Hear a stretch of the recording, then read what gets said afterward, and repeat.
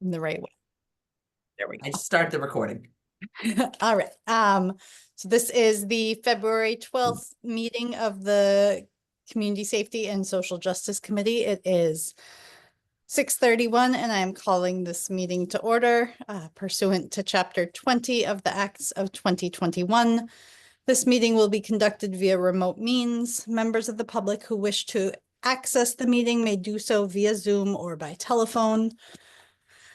No in-person attendance of members of the public will be permitted, but every effort will be made to ensure that the public can adequately access the proceedings in real time via technological means. Okay. So let's see. If we could just go around so we can make sure everybody can hear and be heard. Lisette, can you hear us?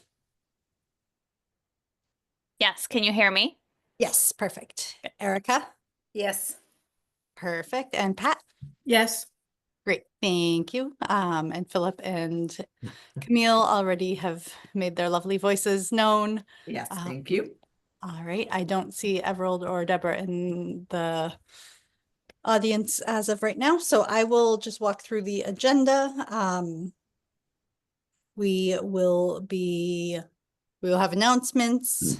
We'll review the minutes from December meeting. Any member reports, public comment. We will have our CRESS and DEI updates. We'll discuss the progress on the Resident Oversight Board and Youth Empowerment. Deborah has asked that number 12, which was the executive order and immigration updates, be moved up after our regular updates and then retreat planning, goal setting, public comments, items not anticipated. So that will be the agenda.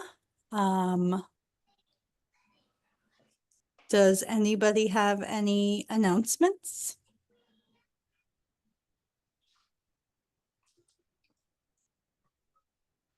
Hi, everyone. Hello.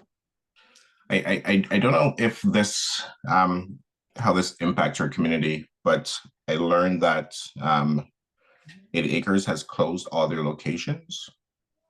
They went bankrupt.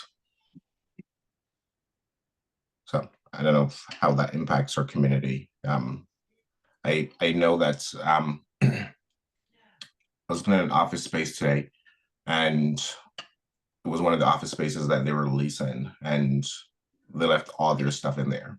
I recommended to the person that was showing me that if in the end they decide they're going to throw everything away, I volunteer to pick them up so we can donate them somewhere, as opposed. But I've seen 3 offices now for 80 Acres where they have all their stuff in there still. Computers, phones, pictures, artwork, kid supplies. Yeah. Yes, I think I'd heard that they had closed down, but I guess I didn't realize there was maybe such an abruptness to it. Yeah. But I think hopefully that would be a wonderful idea, at least if that stuff can be salvaged and reutilized. Well, I hope that people know to contact Adrian Wallace, former executive director of the program. It's a tragic loss to our community that the program did not at this time succeed, but they made a valiant effort. So Adrian would be the one to let know about the materials that are still there. Thank you, Pat. Any other announcements? I don't feel like I had anything that popped out in my brain to announce. So, I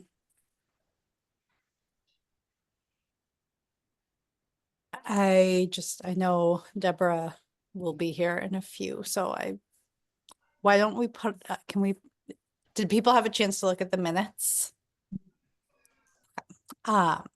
And let's say, so I know Angel and I had been in touch today just about a few, like spelling things that she did end up fixing.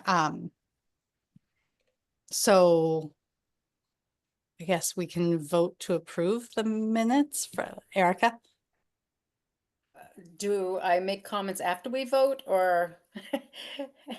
You can I make like to make- yeah. Regarding the minutes, No. I Yep. have some corrections regarding the minutes. Okay. So under public comment, the first section of public comment, it says at the last town council meeting, the town manager and the town council spoke. Well, no, actually it wrote the town council manager. That should be the town council president, not manager. So there's some minor corrections and then there's some content corrections. Did they speak in the context of the town manager's evaluation? Because I thought that's what they were speaking about. I don't know, and because it was public comment, it wasn't necessarily the information that the Okay. public officials were being put forward, because I did have like a content correction in that too, but it was Okay. I was informed that it was what the speaker said versus necessarily the actual information. Okay, that actually makes sense. That totally makes sense. All right, so under one of the speakers, it was bullet number 3. It said ready, but I think it meant read. So that should be changed from ready to read. And then just some minor things. So town manager sometimes is capital and sometimes is small letters, and the same thing with the town and the town council and the town council president, just out of consistency, just to either be all capitals, town manager, and the titles are all capitals, or I'll leave them small letters. It's one of those things that I trip over, so I'm sorry. Under number 7, bullet number 1, I believe there should be an of put in there, or of removed, actually remove the of. And then in the youth response, it's into one word as opposed to 2. And then under my comments, I believe what I said is, if you can capture the data that shows calls to the police that really isn't in their sphere because they're not trained, and I would change that to handle versus to do, remove then the period and add an and is really important to impact data, because that's what was one statement. Otherwise, it doesn't make sense. And then under DEI, Philip's comment regarding our operating budget is only there was a number versus the dollar symbol, and the amount was 13,000. Well, it's 13,00. So that doesn't make any sense. So that has to change. It's probably 13,000. There's probably a 0 missing. So I'm sorry I'm being a little picky here. And that's it. That's it. No, I appreciate it. I think that there are some of the like the grammar corrections I can just send. But I do think having like the content conversation is certainly. Yeah, and I would caution about using some acronyms. Some acronyms we know, CREST we know, town manager TM, but there's some a DEI we know. But there were acronyms TOAs, that the town office administration. I think it's the town of Amherst, I'm The assuming. town of Amherst, thank you. Duh. Yeah, so I would just be careful about acronyms, because it's not just for us, but it's also, people who may not be able to come to the meetings and they want to read the minutes. And so just to make sure, that we think about the acronyms and who our audience is, so they understand what it is that we're saying. One other typo, Yep. Allegra, Yep. and you may have caught it earlier, but Mrs. Onani Baku is spelled O-N, as I understand it, O-N-A-N-I-B-A-K-U.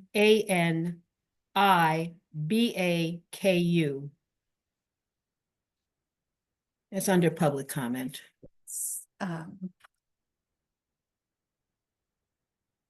So yes, there were certainly some error, name spelling errors. I think there was, our liaison is Hala Lord, not Lloyd, but Yeah, that, it's understandable, just as long as we get it correct for respect purposes and accuracy. Yes, absolutely. And I do wonder too, how much of this is captured by like AI type software, because it's even at one point it's IMS instead of Amherst. And I'm imagining that seems like it could be a computer mistake as opposed to a human mistake. So, but yes, does anybody have any other like glaring content concerns with the minutes? Or think that, yeah. Okay. So do we? I just want, oh, sorry, I was just gonna say, I just wanted to add, I should have started with the positive. Whoever's doing the minutes, thank you, because I know it takes a lot to do minutes and capture everything. So I should have started with the positive first. No, I think Angel has been doing a nice job. So, and very responsive to some of the feedback I had already given today. So thank you to Angel for that. Do we want to table voting on the minutes so that we can have those corrections in front of us, or do we want to make an addendum that, we have some error or, corrections that we'd like to see made, but otherwise, once those are made, these are good? Option 2? Yeah, option 2. Let's go with option 2. Okay. Do we have to vote officially? I think so. Okay, all right. So do I have a motion to approve the December 11th, 2024 minutes? I make a motion to approve the December 2024 minutes with the included corrections that we discussed at this meeting. And I second it. Okay, perfect. So I will take a roll call vote. Erica, Yes. Deborah, Yes. Pat, Yes, Lisette, Yes. Everald, Yes. and I'm a yes, so they pass with the amendments. Deborah, prior to your arrival, we had gone through announcements. Everald had told us that 80 Acres had closed, and there is still a lot of stuff in the office spaces that he's been through. So that was a question of whether stuff might be donated, and Pat reminded us that Adrian Wallace was the director and could be reached out to about some of the belongings that were there. So I don't know if you have any announcements that you wanted to make. So is this like, and have we done member reports or not yet? We have not done member reports Okay, yet. then I'll wait for member reports. Okay. So no announcements, just member reports possibly from you. Okay, then we can move along to member reports. Well, yeah, for me, it's just to kind of say that obviously we have it on the agenda, the executive order, immigration updates. So just want to kind of put it out there to the community, because for those that possibly haven't had a chance to look at our agenda, that we will be talking about that. And then I'm on this advisory stakeholder group for the Resident Oversight Board, so I'll be doing quite an extensive report on the Resident Oversight Board during this meeting. So obviously want to make sure that whoever's listening in, that I know that these are important parts of why people tune in. So I want to make sure that you all understand that we will be discussing that in more detail, as well as our usual updates, CRESS and Youth Empowerment Center and things like that. So just want to make that, clear, because that's been something that we've been meeting and discussing and talking about for these last few months. So please stay on, and we'll have a public comment in the beginning, as you all know, and then we'll have one at the end too. Thank you, Deborah. Are there any other member reports? I guess I have one. I've been in communication with a group of people that has been following the May 7th police incident at UMass with the large arrest to the student protest. And there's a group that has been in communication with some town officials and is hoping to open some dialogues around the mutual aid agreements with the UMass Police and APD. And I think it does kind of go a little bit with some of the questions around the Resident Oversight Board and what would the policy implications be in terms of any oversight that there might be over there. So that was something that a group of residents had floated as like possibly trying to host a public forum around what residents of Amherst would hope to see or expect to see in relation to First Amendment rights in town.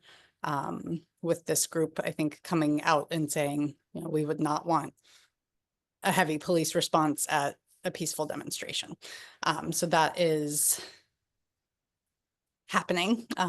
It's in the works, I believe, and I think it could complement some of the work that the Resident Oversight Board is doing or might be doing should it come to fruition, which we'll hear more about from Deborah later.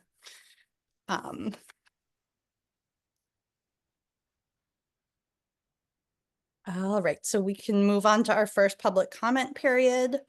As of right now, we have 6 attendees in the audience. So if you would like to make a public comment, please raise your hand. During public comment, you can, we will recognize you and you can identify yourself by stating your name if you would like to share your pronouns and your connection to Amherst. You can share your views and we will not engage in a dialogue with you. So I see one person with their hand up. Am I a host right now? Can I just, do I have the power? Okay, all right. I apologize. Hi, Russ. Hi, can you hear me? Yes. Yeah, we can hear you.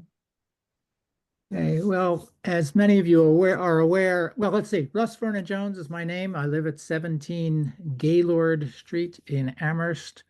I have lived in town for 45 years, and I was part of the group, the working group that the town manager and the town council set up after the murder of George Floyd to see what could be done in Amherst to have greater equity and revised police procedures.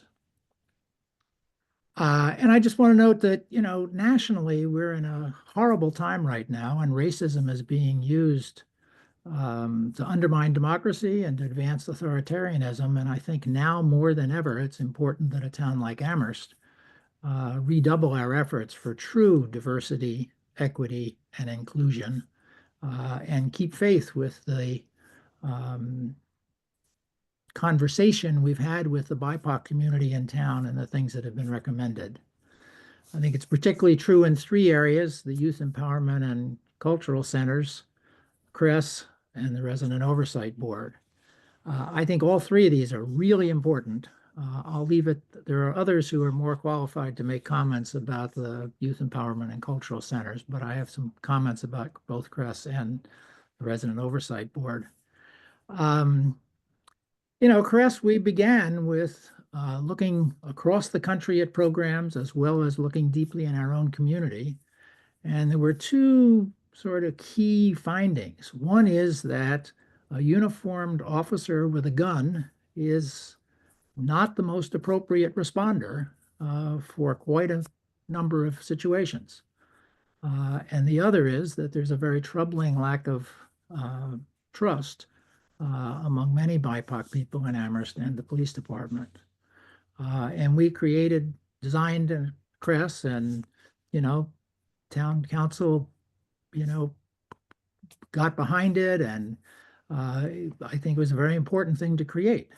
But, you know, a year ago or so, the town council was very dismayed to find out how few calls, like 0 at the time, from either 911 or the police business line were going to CRES. And this, I don't know how much this has changed. I think, but this is what can destroy this program. And at this point, in my opinion, we should be getting monthly reports. How many calls are being referred to CRESS, and how many calls are being referred to the APD? What types of calls are going to CRESS? And what are the reasons for the calls that are not going to CRESS? Because basically any call that doesn't involve a significant crime, weapons, or violence is probably one that should be going to CRESS, as long as they're on duty during those hours. And if we get down the road and there are budget concerns about CRESS, and we can't show that CRESS is doing its share of the work, to me, that's a failure of town hall, dispatch, and the APD if they're not getting calls to CRESS. But I think it's critical that we get this information and have it available on a monthly basis so we can actually see what's going on. Is there time for me to comment also on the Resident Oversight Board? Yes, please. Yes, please do. Well, you know, the Resident Oversight Board is not an anti-police action. And it's not it's not some gotcha game that we're playing with the police department. This really is about building trust and building relationships between the police and the community. And I would like whoever's working on this to go back to what was written in the original Community Safety Working Group report, and I'll tell you why. This was the one piece of our work where we talked with stakeholders before we ever put out a recommendation. You know, we did a lot of investigation, we listened to a lot of things, but this was the one piece. We took the written version of our Resident Oversight Board and met with the town manager and the chief of police. We made some changes in it at the request of Chief Livingstone. And when we were done, the Chief Livingstone and Paul Bockelman both said, we can support this as it is, with one exception. We were not sure about whether a subpoena power for the Resident Oversight Board was appropriate, and the town manager agreed to talk to the town attorney about that. But with that one exception, there was a commitment and agreement that this was something that Community Safety Working Group, the town manager, and Chief Livingstone all said they would back. So any retreat from this is really a betrayal of trust as far as I'm concerned. I think it's key that any Resident Oversight Board have certain authority. It must be able to hear complaints. It must be able to investigate complaints and hire paid impartial investigators if necessary. It must have the opportunity to recommend what is the response, what's the discipline, the supervision, the further training, whatever, that should come about as a result of whatever it was that was complained about, and seek agreement with the police chief. And finally, if the police chief and the Resident Oversight Board cannot reach agreement, then our proposal is that the chief then puts in writing why he's not accepting the recommendation of the Resident Oversight Board, and that there's an opportunity for that to be seen by the public. But note, in this proposal, while there's real responsibility in the Resident Oversight Board, the actual discipline of police officers remains with the chief, and nothing can override that. So this is not, we're not trying to take everything away from the chief or to get officers in trouble. This is about building trust in the community, and this is what these boards do across the country. They make for better policing because they build trust. policing that's ineffective or inequitable is not in anyone's interest. It's not good for police officers to have a situation where the community is not trusting them, and it's not good for the community to not feel they can count on problems being addressed when they arise. I think if we are to adopt a weak advisory committee, I think that will be worse than worthless. I think it will be an insult to the BIPOC community. It will increase mistrust, and will not be worth anybody participating in. So I urge everyone involved in this meeting to do everything possible to make this a meaningful process that can really build community trust and improve relationships between the police department and the community. And I'll leave it there for now. Thank you. Thank you, Russ. Thank you, Russ. I am not oh, hold on. I see two other hands. I'm gonna bring Birdie in first and then Pat. Hello. Hello. First, I just wanted to say thank you so much to this committee for still being here doing the work. I'm especially grateful for this work under the Trump administration. And I had it's a question, which I know you guys can't answer, but I think it's topics that might come up again during the CRESS DEI update, which is something I've heard is that one of the barriers to CRESS is that it's often hard to know upfront whether calls are violent or nonviolent. And I was curious if that was true, if that was a barrier, or if so, what kinds of approaches can be taken to that? So that's one thing that's been on my mind. Thank you so much. Thank you. And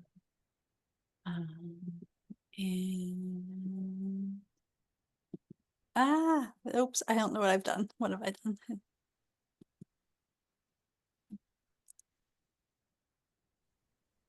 Good evening. Miss Pat. Hello. Can people hear me? Mm-hmm. Yes. Okay, Pat Ananibako. Amherst, first I want to thank you all for your time on this committee. I know it's not easy. I just want to echo what Ross Vernon-Jones just said. I was one of the CSWG members, and it pains me that more than 3 years, we still don't have youth center. We don't have ROBS set up, and CRESS is just not functioning the way it was envisioned to be. And for me, I just feel that we have a dictator in our town, Paul Bachman, who just don't care about marginalized population in our town. I recently noticed that the town council approved funding for road, approved funding to upgrade Banks Community Center for senior. I am a senior, and I'm not opposed to that, but Banks Community Center is not always a welcoming place for some people of color. I don't want to say everyone. And yet, we don't know what is happening with youth center. We don't know when Rob will, get going. One thing I want to say before I listen to Rob conversation tonight is that whatever the structure that the town is planning to be, if it's just going to be an advisory board, just forget it. That's really, really insulting for the work that CSWG did. It cannot be advisory board. There are some boards in our town that work independently from the town council and the town manager. Rob should not be reporting to the town council, and it should not report to the town manager. Town council can appoint Rob members, but they should work independently. Otherwise, they cannot get the trust of the community, especially marginalized community. And one last thing I wanted to mention is that we do too much talking in this town about social justice, DEI, whatever you want to call it. I'm really upset and very concerned that a Black superintendent in our town, Dr. Z, is being disrespected in the media, and there is active effort to push this woman out. What an irony that in the same town, we have a lot of white men in the position of power in our town behaving badly, and nobody says anything. This woman came, she's an agent of change, and people don't want it. People don't want change, and then they want to smear her character out there. That's unacceptable. This is a call to action. I'm calling people who truly are passionate about social justice should come and, support Dr. Z. I do not like what I read in the media. That's not okay. Thank you. Thank you, Ms. Pat. Thank you, Ms. Pat. I am not seeing any other hands right now, and there will be a second opportunity for public comment. So I think we can move on to the update portion of our agenda. Starting with Chris. Hello. Okay. I'm actually going to show a PowerPoint. Hold on one moment.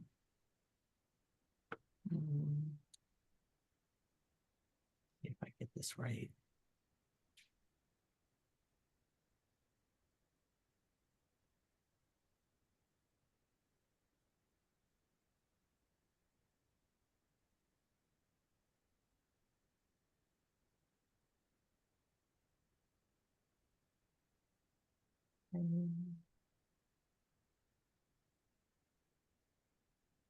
Okay. Can you all see this? Yes. Yes. Okay. So this is a department annual review for 2024. So I want to note that our reporting models are improving with your support. And the following slides represent critical functions that are expected of us from the community. Oh, this is our, oh my God, just drew a blank. As community responders, we aim to fill the ever-present gaps in the town to serve as community builders, connecting people to services and resources. We are an unarmed public safety department that supports the Amherst community, rooted in trauma-informed and anti-racist frameworks. So the key points that I want to bring out are that reporting techniques are a trained skill, and that to capture our work, the older reports had multiple types of calls that were considered, and that's corrupted data. So the data may have been put in by responders inaccurately during the inaugural director's term. And as such, the interactions would also have been skewed. So for the purpose of efficacy, only calls with singular identifiers have been included in this debrief. We strive to report objectively, comprehensively, and timely. We're still working on Qualtrics platform and continuing training. So this is a recap of the CREST service definitions: crisis intervention, de-escalation, mental health support, referral and social assistance, follow-up, transportation assistance, resource distribution, youth support, and neighborhood support. Also, this PowerPoint will be available to anyone. I can email it to them. So to recap, this is CREST's triage process: how to reach us. A call is relayed from dispatch, a walk into CREST office, direct call to the CREST office. Then the service needs are identified by CREST, and then a response is conducted. These are our call types: Crest Assist APD, Crest Assist AFD, Crest Assist Neighbor, Crest Outreach, Crest Assist Business, Crest Wellbeing Check, Crest Transport, Crest Mental Health, Crest Follow-Up, and Crest Community Engagement. So during the inaugural and interim teams, this is the metrics from 11/23 to 3/24. And when it's saying that there was 125 pure calls, that's because many of them were put forth as multiple calls. So for example, one would be an assist neighbor, but at the same time, because it was a mental health report, it would have been reported twice instead of once. So if you notice, we had 1 assist APD, no assist to AFD, 8 assist neighbors. At this time, they were called assist citizen. We changed that to neighbor. Assist business, outreach, well-being, transport, mental health, follow-ups, and engagements. Here are the metrics in a wheel graph, so to show a better for people who are more visual learners. And the same information is put on this, as you see by the colors. This is from November of 2023 until March of 2024. Just a recap of the call types. So these are the metrics from 4/24 until 12/24. This is when I came on. I came on April 8th. So we had 696 pure calls. 5 calls to assist APD, 3 calls to assist AFD, 164 to assist neighbors, 133 to assist businesses, 164 outreach, 30 well-being checks, 13 transports, 5 mental health, 77 follow-ups, and 56 engagements. Again, this is a diagram.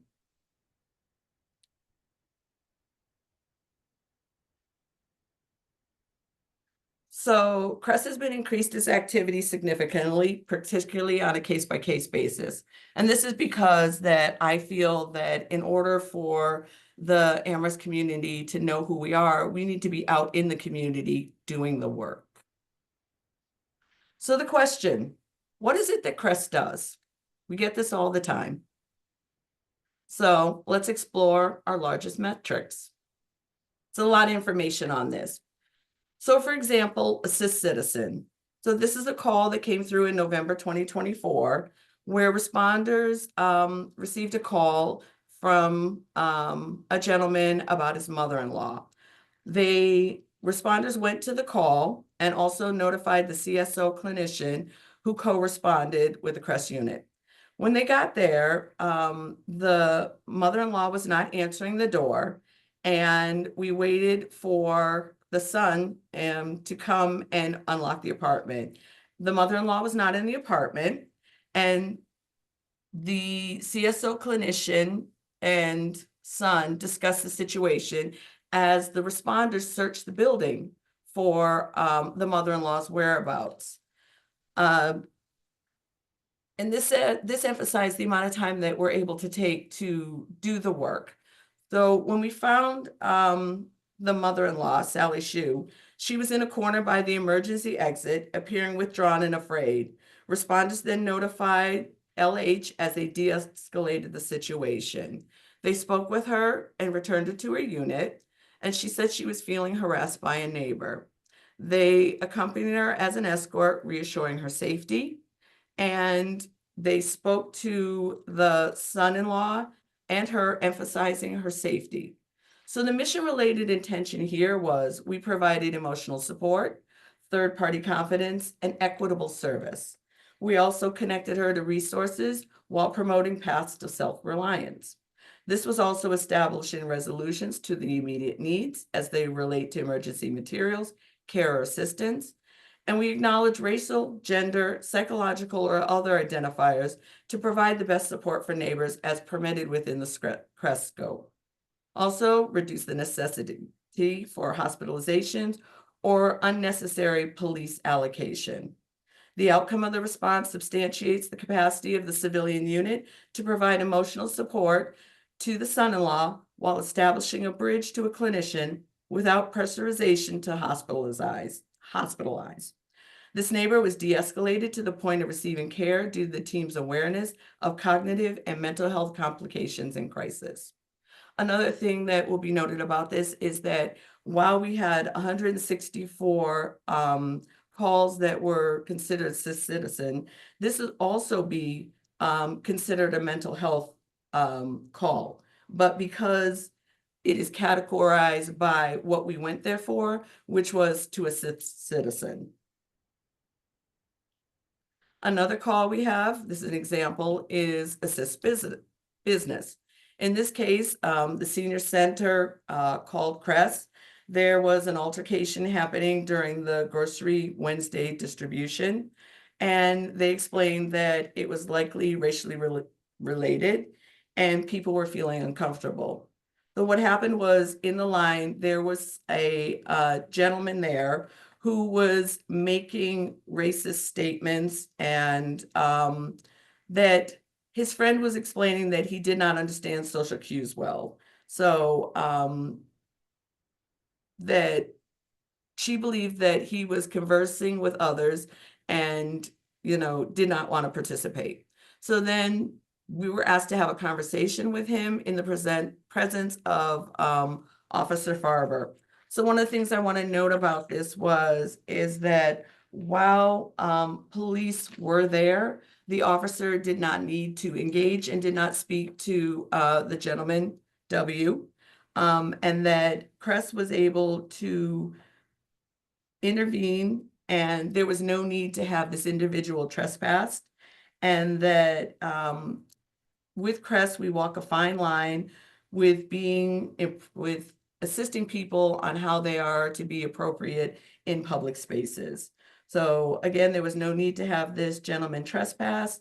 APD did not need to intervene, and that they trusted us to take care of the situation. And again, the officer did not need to speak to the neighbor at all. So the mission-related intention is we provided attention, mitigation, mediation, de-escalate and address policy violations in a respectful manner. We established resolutions to immediate needs to prevent further escalation or understand perspective for consensus. And we acknowledge racial, gender, and other identifiers and reduce the need for hospitalization or unnecessary police allocation. So the outcome of the response substantiates the capacity of CRESS to respond to those situations that are disruptive but not illegal. The interruptions to the civic activity were alarming to the public, but did not necessarily require an arrest, citation, or trespass. Meeting individuals where they are at ensures reliability and trust between the community, department, and neighbors alike. Community outreach, 164 of these. This was on the town market, and we go to speak to vendors and to have a presence there. Spoke to a marketing manager to assist in checking in on their operations. And the respondents followed up with an individual who they had met. He shared that his mother was very ill and that he needs to move her from home, and his siblings were coming down to help sort out her belongings and plan the next step. The individual further explained that he would be moving out of state because she's not receiving the support and that she's generally. Respondents reminded the individual of CRESS office location and what the department can do, encourage him to reach out again to CRESS. Responders will follow up with the individual they met at a subsequent farmer's market to see how things are going with he and his mother. Again, the mission-related intention is to improve department visibility and frequent locations, events, or venues that amplify the town's awareness of CRESS department. We generate leads with neighbors organically and generate partnerships with stakeholders, community partners, and business and agencies. We utilize the town lines to explore any opportunities through upstream prevention without the cause of an emergency or other incident. CRESS outreach calls are proactive visits into the community, where responders frequent public spaces or collective events to demonstrate an availability to the public true to the CREST mission. By attending specific events or visiting popular places, responders can learn of situations or meet individuals who can discuss concerns in person organically. The described call demonstrates the interpersonal nature of CREST work, but also the accessibility it strives to embody while promoting outreach activities. So what major projects are the teams working on? Right now, we're working on neighbor feedback surveys. CREST strives to provide efficient and proactive service. The neighbor feedback survey is being designed in conjunction with direct neighbor participation. We want to get the input from neighbors and figure out what it is that are needed. So we're going to do this through an informed lens, gauged by the varied perspectives of the town's population. The survey design is in process. It will be administered consensually following a response. So we are going to give these to people that we respond to. And the accrued information will identify potential gaps in service, quantify demographics, and offer actionable feedback regarding responders. So some of these are the things that have been happening. A responder independently managed a translation project with Amherst College to improve public accessibility, 10 base documents. Responder also contributes to the analytics produced by CREST and transition to Qualtrics. These included signage, records release, intake, our transportation agreement, and all operational documents were translated into Spanish. 2 responders are producing youth-based programming in Amherst through the Department of Public Health, the DPH, equitable approaches to public safety grants for children in the community that encompasses both educational and social justice themes. The key component is this youth program is reading with the kids and conducting fun, engaging activities tied to the books we share. And one of the things about this is that it's going to be done encompass educational and social justice themes. And then 3 responders are collaborating with the Town of Amherst marketing and communication manager to produce a CREST newsletter for public awareness, as well as creating social media presence. So I'd like to let you know that we have introduced the newsletter. It is on the town website. This is the first page of it. We will be doing this monthly, and this is to give an idea of what's going on in our community and what we're up to. So, the news we have in this is about our community responders, 2 new sworn in December, and working with DEI and the National Day of Healing. The Veterans Breakfast is the 1st and 3rd Friday of the month. This is the second page. So my welcome, talking about neighbors and about why we changed from citizens to neighbors. Because when I say neighbors, we mean you and me, a valued member of community, and that you don't have to be a resident of Amherst or even a citizen. You can be a temporary visitor. To us at CREST, regardless of where you lay your head, you are still our neighbor, and that we look forward to serving you all. There's a picture of Taylor and Eric on the day they were sworn in. And then here's the same breakdown from April 2024 to December 2024 of the calls that CREST has been to. We also are still working on CREST Cares for donations. There are people that come to CREST that are in need, the unhoused population. And while we can send them to Craig's Doors or the Amherst Survival Center, it's really nice that we have some items for when they come in, if they're having difficulty or mental health, and they just need some additional support. These are things that we can give them while we're also providing pre and post service. Crest participated in the National Day of Racial Healing, and more information and pictures. Our community breakfast, the veterans that our senior volunteer Jean runs, community events page, and if you're interested in becoming a speaker at the Veterans Breakfast.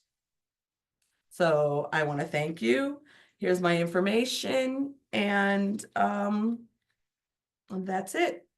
Thank you.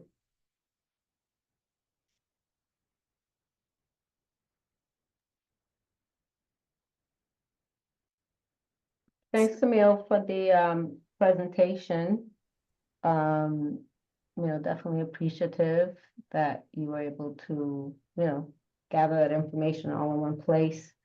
I'm assuming, our members will have some questions. I guess I'll start it off and then others can chime in.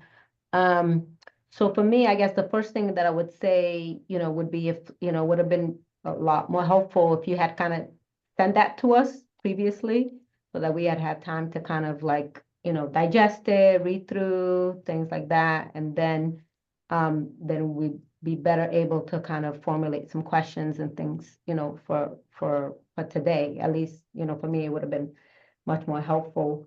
And then Well, I was gonna say, I'm gonna just interrupt you, excuse me, but just to let you know, this took a long time to prepare, and it literally was finished just this evening.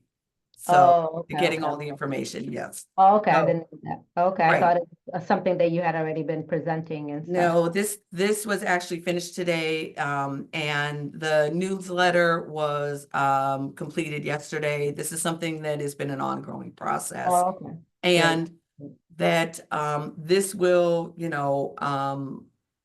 I will put a link of it. I think I can add a link of it to our Crest homepage. And also to let you know that the Crest newsletter is available on the Crest website, the Town of Amherst website. There's police, fire, and then there's Crest at the top, and you can just click on that. And also there are hard copies that are available in Town Hall. They're available at the fire stations. We left some at the bid. And they'll be available here.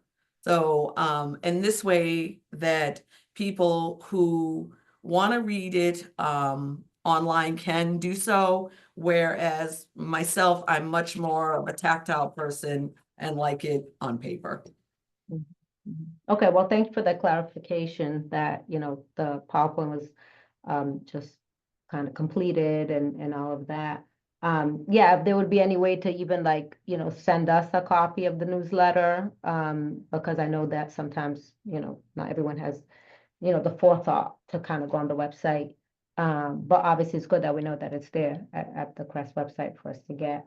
Because I think like DEI, they send us their newsletter and things like that. So it'd be great if we could get a copy of the Crest one.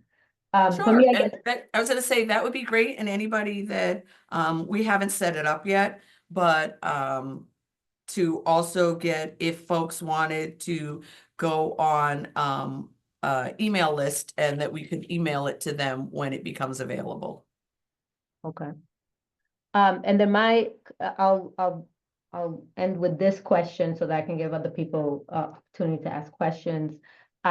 So for me, in terms of the statistics, right, and I think I've asked this question in the past, is I know that you put there that, I guess during the inaugural or, during the time when you weren't there, when it was the other director, there was one kind of communication with the AP, one assist to the APD, and then there was 5 assists under your kind of oversight. But I guess for me, it's more so, out of those calls, which ones were dispatched? You know what I'm saying? Which ones were the ones, did any of those include, noise complaints? Did any of those include, anything that I know that how you broke it down, but it's kind of like, how many of those would like the APD normally respond to, but now you all are responding to. I want to have more of that breakdown. Mhm. So I don't know if you have the answer. We don't have that information because again, we are not privy to the APD's logs in that way. So, again, as we're still working with towards our relationship with APD, those are the type of things that we're working towards. And I will say that, APD has, all the calls that come that are APD have been dispatched from APD. And the same even with like fire, it comes through APD. So any of the calls, most of our calls that we get are from referrals or from people who call us directly, because they don't want to deal with the police. And there are our neighbors that have called us directly and said that they have had negative interactions with APD and or have asked us, when we said if they needed some help with something, or if we felt that it was something that would probably be better dealt with through APD, that they didn't want to deal with APD. So those are the type of calls that we go to. And again, the same thing, like I said, about the low number of mental health calls. It's not that we're not going to mental health calls. It's that the calls that are coming through as like assist business or assist a neighbor. And that is how we are putting them in the system. But the nuances of them is that there's a lot of mental health. And also the same thing like with the gentleman that was at the market here. That was assist business, but that actually could have been construed as a trespassing. So it's how it's coded. It's not necessarily that we're not going to the calls. It's how they're coming to us is how we are coding them. So it's the nuances of them that we're bringing out. Okay, I see Allegra, your hand is up. Thank you, Camille. So I guess just to clarify, that I heard this right. In the past, there had been some calls that might have been duplicated because multiple things were true at once about the call, like it was assisting a citizen at a business with mental health. So it could have been all of those things, but now you are streamlining to one category, even though it might hit multiple categories. Yes. And then anything that has come in through dispatch is automatically assist APD. Am I hearing that correctly, or? It depends on what comes through dispatch. Is what happens with assist APD is APD calls us. For example, I spoke about this before, where a neighbor had gone over because their neighbor, they were performing CPR and a family member came, and due to the fact the number of cars that were out, APD called us to come and assist and transport the family member to the hospital. So that would be assist APD. Even though technically it was a transport, like It's still, but it's the way it comes through. So that's where the difference is and the nuances of it. And that's why there are the main categories.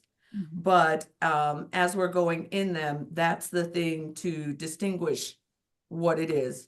Because we need to have like a baseline of where is it we're going. So if we're going to assist someone, that's where it comes in. And not necessarily do we get all the information to say, okay, somebody's having a mental health crisis. So for example, after hours one night, myself and the implementation manager answered the phone, and it was for Clark House here in the back. One of their residents had locked themselves out of their apartment. So it would have been the nurse there called. So that would be an assist citizen. or assist neighbor, excuse me. But at the same time, the nuances of it was that the woman was having a mental health issue. And we were able to be there to provide support. She was extremely anxious and nervous and did not want the police there. And they had called their maintenance, and maintenance was half hour away. And every 5 minutes she was asking, what time is it? What time is it? How much longer? How much longer? And I was sitting next to her, and I just put my hand, I asked her permission if I could just put my hand on hers. And I did, and she just held my hand, and just immediately that touch just brought down the anxiety level. So that's why I say a lot of what we do is much more nuanced than just going to calls. And the reports that we're putting in, the dispatch reports just show basically like the numerical, the who, what, where, when, and why. And the reports that we're building now with Qualtrics and with another part of the grant is to build in those nuances that people can see, here's what we're doing. So much more than just going, taking care of business and leaving. And Camille, I do just want to say I did appreciate the different scenarios that you presented. I do think it helps like paint the picture of the gray area that you work in. Like it's not just like assist citizen and that's it. There are multiple things because we're human and we have lots of things happening at once. And I know that the data has been a contentious struggle to get everything running and figure out what's happening. But I think I just want to reiterate that while I understand like the categories that you are responding to are kind of coded in a certain way, I do think if there is a way to capture call types via where they are originating from, so whether that's somebody calling you directly, a neighbor bringing in another neighbor, or the dispatch, I think it's overall big picture really helpful for us in the community to see like, oh, there is this buy-in from dispatch that now, you're working on these standard SOPs, you've been working on them for so long, like, but what is the result of that? Are we seeing that now that there's an SOP in place, we're actually getting those calls diverted from, APD to CRESS via dispatch because we now know how to do that.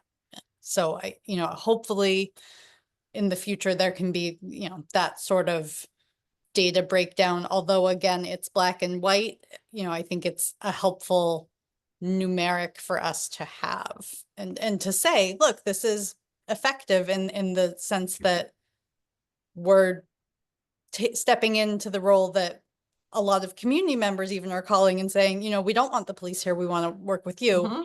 And I think it would be helpful to see on the other end, like, oh, these are, at one point the police had said, there are all these calls we don't want to be responding to, and we would love to hand off to CRESS. Like, are they actually following through with that, which was said during all the, build up to CRESS? So I will end there. Thank you. I was going to say and that's the whole idea. I mean, and that's one of the things is like, I love qualitative research. So those are the type of things that we're trying to fix in Qualtrics, is so that it is not just quantitative. The nuances of it is that we are dealing with people.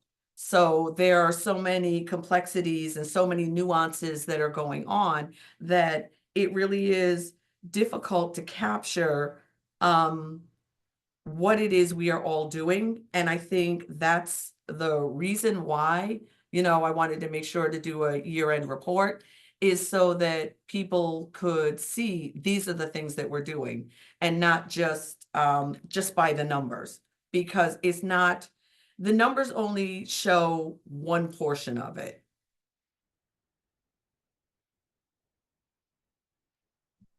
Pat and then Everald. Thank you. Lower my hand here. So I really appreciate the report, Camille. and it really helps to understand the services that you are providing, and it's great to see that the numbers of people making use of services is increasing over time. I also very much appreciate that community members seem to be reaching out to CRESS directly. From your report, it seems that they're doing that at times when they are trying not to call police or have police involved, but preferring to have CRESS members in that role. So that's very encouraging. I'm noting the low number of referrals that seem to come from the APD. And I'm wondering about that. You know, do you understand, as director of CRESS, what are the criteria that APD uses to make decisions about referrals to CRESS? Because, you know, we understand that programs like CRESS are created in order to really help to decrease, you know, racially motivated or, you know, problematic interactions between the police and the community, to decrease violence, et cetera. And it seems that with such a low number of you know, calls coming to you, not that you have control over that, it seems to be important to understand for you and for us and the community to understand what the criteria are that police use when making referrals to CRESS, and to be able to compare that to what is understood to be good practice in terms of referrals. So one of the things is that the SOPs they're well underway and will be done by the end of this quarter. One of the things I wanted to make note of is that we had visited visited Cambridge, and that between July and October, so they are only dispatched, and they only went to 80 calls that were dispatched during those months. So when you compare that, and they don't have walk-ins. They do some outreach, but that is their call volume. So considering that is a city and not a town, I think that we are well on our way.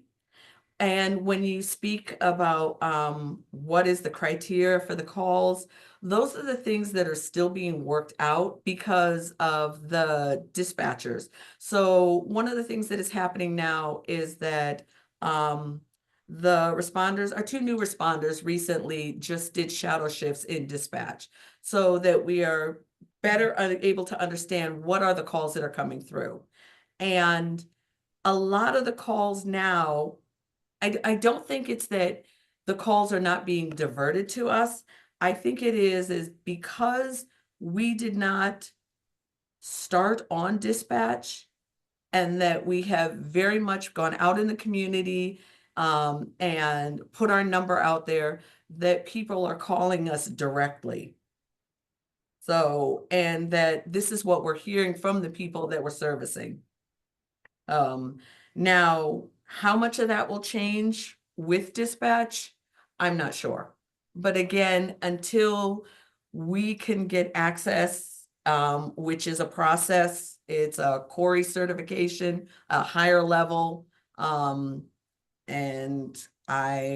that's something that right now we're trying to work out, and it's not exactly easy.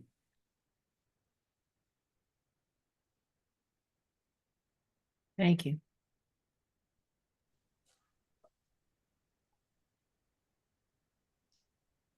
Everald?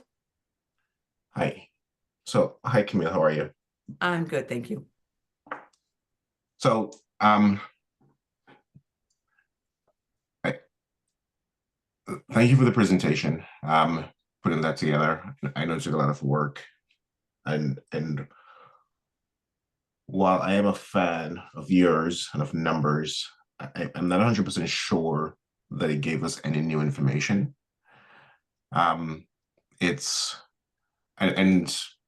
You answered some of my questions when you were addressing Dr. Rami's questions just now, specifically around where you are with SLP. I think you said it should be done by the end of first quarter.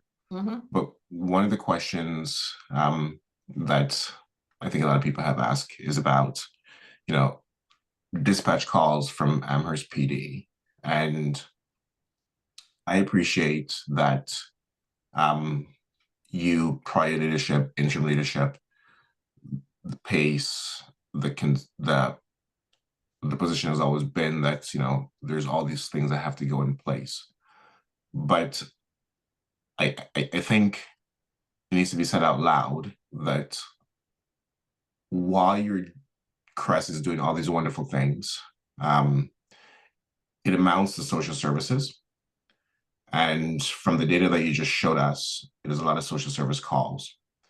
And from the whole alternative to policing part of it, I think that until the community starts seeing where CRESS is handling some things that the police would typically handle, it's going to look as if CRESS is not doing their initial mandate. And that is concerning to me, because while I very much support all the things you articulated, I mean, you had some great examples of how CRESS responded. I think a big part of this, and that we've asked, not you, but prior leadership, the interim leadership specifically, is when is CRESS going to be in a position where we can say to the community that the police doesn't respond to everything? And CRESS, they have a place to go other than the police for things other than social service calls. And one of the reasons I am asking that is because we're in a situation now where,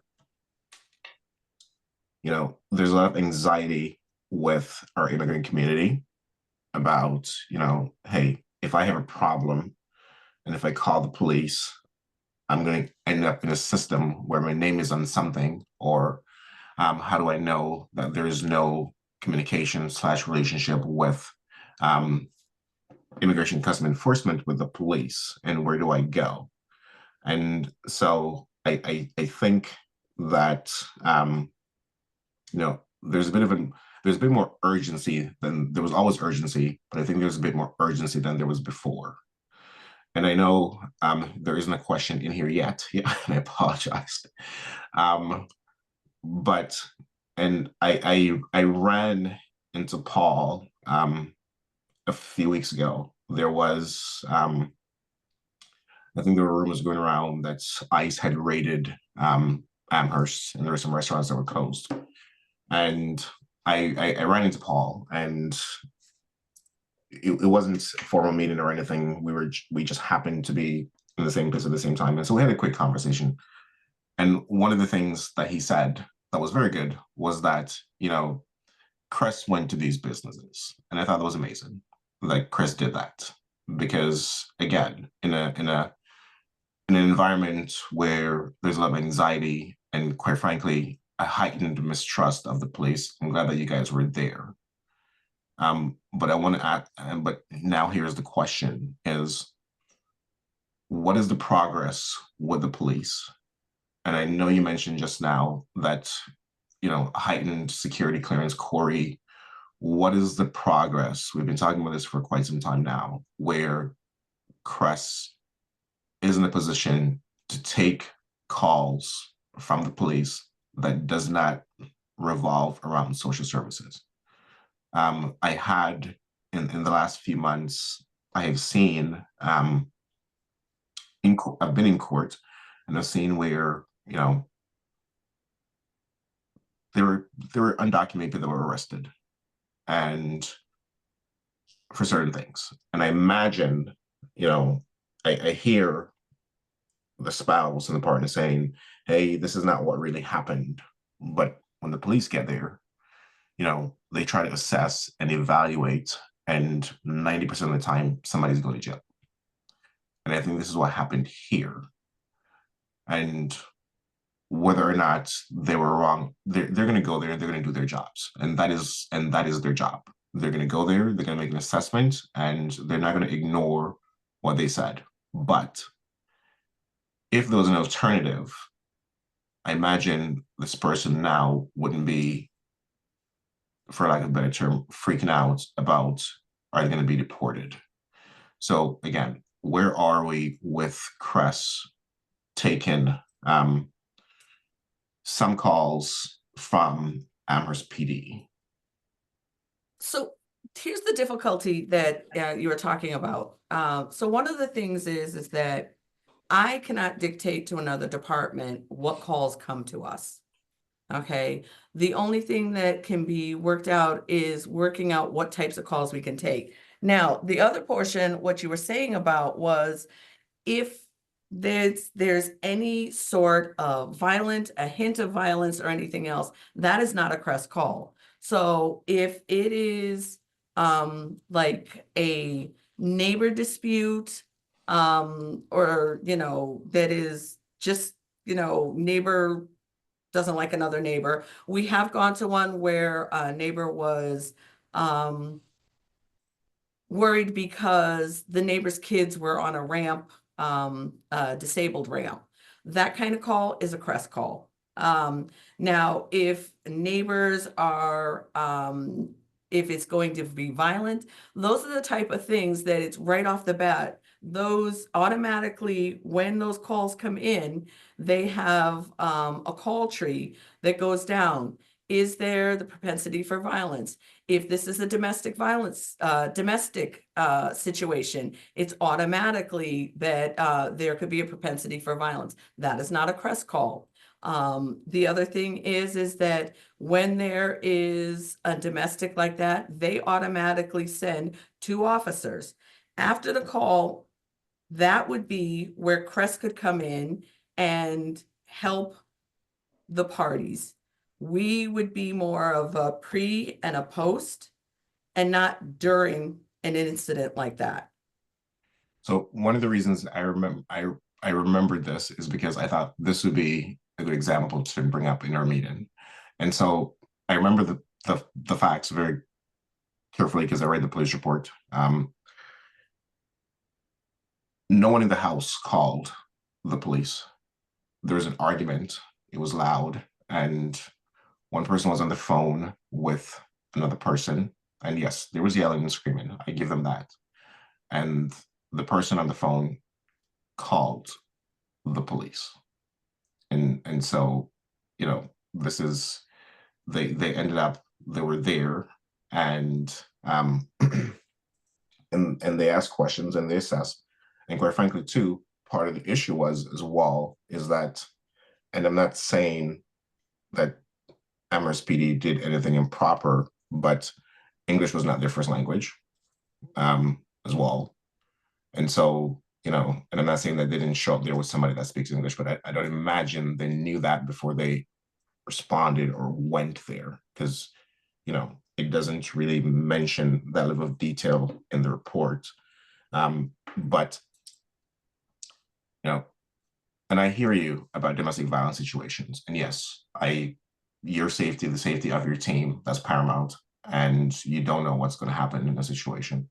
But when I read everything about what transpired, and I felt like, this was one that potentially Cress could have handled. And yes, I'm completely understanding you when you say you don't tell another department what to do. And so that brings me to my next question. What is the involvement with the town manager's office and the town council's office to say, how involved are they with Cress and the progress of Cress? Because from one of our speakers earlier, or probably comments, I believe one of the comment was made was either the town council was a little bit surprised about certain things with Cress. So, and I think I asked you that before, maybe a month or 2 ago, but does Cress have the full support that they need from town council and the town manager's office?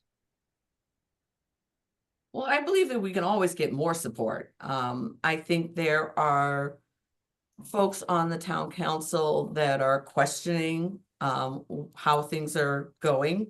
I've had some conversations with some of them. And I think the big thing that you touched on was that there's a lack of understanding of what it is that we do and can do versus what is the perception that we can just go to all of these types of calls. And it's not, again, when I went through the call types, there are a lot of nuances that go into these call types, and there are a lot of like mental health, also questions of trespassing. So those things are being taken care of. And as far as its training, as far as the dispatch on what calls. So again, they would assess the situation, and if a dispatcher feels that a call has the propensity that it could be violent, then it would go to APD. And again, that is not something that I can change. It is something that I am working on with dispatch and APD to clarify, what calls we can go on. I'm gonna ask one more question. And it's a question that I think I've asked, maybe not you, but prior Crest leadership. Has there been any conversations with APD to say, here are some best practices, here are some things we've responded to that we wouldn't necessarily think you guys should respond to, but here are some things that we responded to that potentially you could have done, and here's how we handle it. Has there been that kind of conversation, collaboration, where you meet with APD and you just have those frank conversations about, give your staff some knowledge, so to speak, about things that APD responds to? Because like you said, you guys cannot respond to everything, but at the same time, I don't think APD wants to respond to everything either. Right. But I think that's what's happening now is that we are going to more of the calls that people would have called APD for. And therein is the difference. And as far as getting together with dispatch and APD, yes. We've had a lot of conversations, and that is where the changes are being made. So it may not be that it's direct APD calling us, but again, because our number is out there, we're getting the calls direct from the community. And many of the people are saying they do not want to call APD for it. That goes for here in this building. It goes for town hall. It goes for the local businesses. It goes for Jones Library, which we go to daily. They previously were calling APD quite often for folks in the community that were there and disruptive. And instead, because they don't want to call APD, they're calling us. Thank you. Pat, do you want to go ahead? Thank you. Yes, a couple of things. I'm very happy to hear that you're doing some shadowing of dispatch and that you're in conversation. Can you still hear me? Yes. Thank you. That you're in conversation with the police department about these issues. I totally support the direction that Everett was going into and the concerns he expressed. I just want to make a little comment about that. I think the alternative to policing, policing versus social service provision is difficult. It's not quite a binary, right? It's not quite opposite. It's pretty, so many situations that could have been, police handled by police and handled poorly by police might successfully end as social service, if you understand my meaning. So I think that it's not such a pure distinction in that way. And the other thing I wanted to ask you, Camille, was if you are taking note of race, gender, GLBT, age, other categories of identity, particularly where discrimination may be involved, because I think that would be helpful for us on the CCSJC committee to have a sense of who's being served. Those are the types. So one of the things is that is part of our survey that we're going to be working on, is that to ask these questions. And it's not going to be, hi, my name is Camille, you're having difficulty or whatnot. Are you part of the LGBTQ or what is your race? The idea that we're doing it again is because we are consent-based, is that after a call has completed, then we would talk with the folks and get as much information as we can so that we can show all these. So on our forms now, we have race and gender, but we know that, looking by looks, people's phenotypes, people can think you are one thing and you're not. So it really is important for us to get the information directly from the people as we serve them, our neighbors. And I really want to thank you for, really bringing up that it's not, what we do is not black and white. It truly is in the gray area. And that the work that we're doing with the community, there is an aspect of social service perspective, but we are not a social service agency. We provide people with links to social service agencies, but the main thing about us is that we are there to provide support to the community members so that they understand they can get help. Whereas previously, if they were dealing with a police officer, it is come in, take care of the situation, and get out. We're there to come in, assess the situation and see if maybe more support is needed. We also have been going with town departments like inspections. So instead of having a police officer there, it's a CRESS employee, and our CRESS responders are there and building a rapport with folks who are having a hoarding issue. And it's a lot better to have a CRESS responder there than somebody that looks like them than an armed police officer who is there as enforcement. We are there as support. Glad to hear that about inspections. Very concrete, very helpful to know.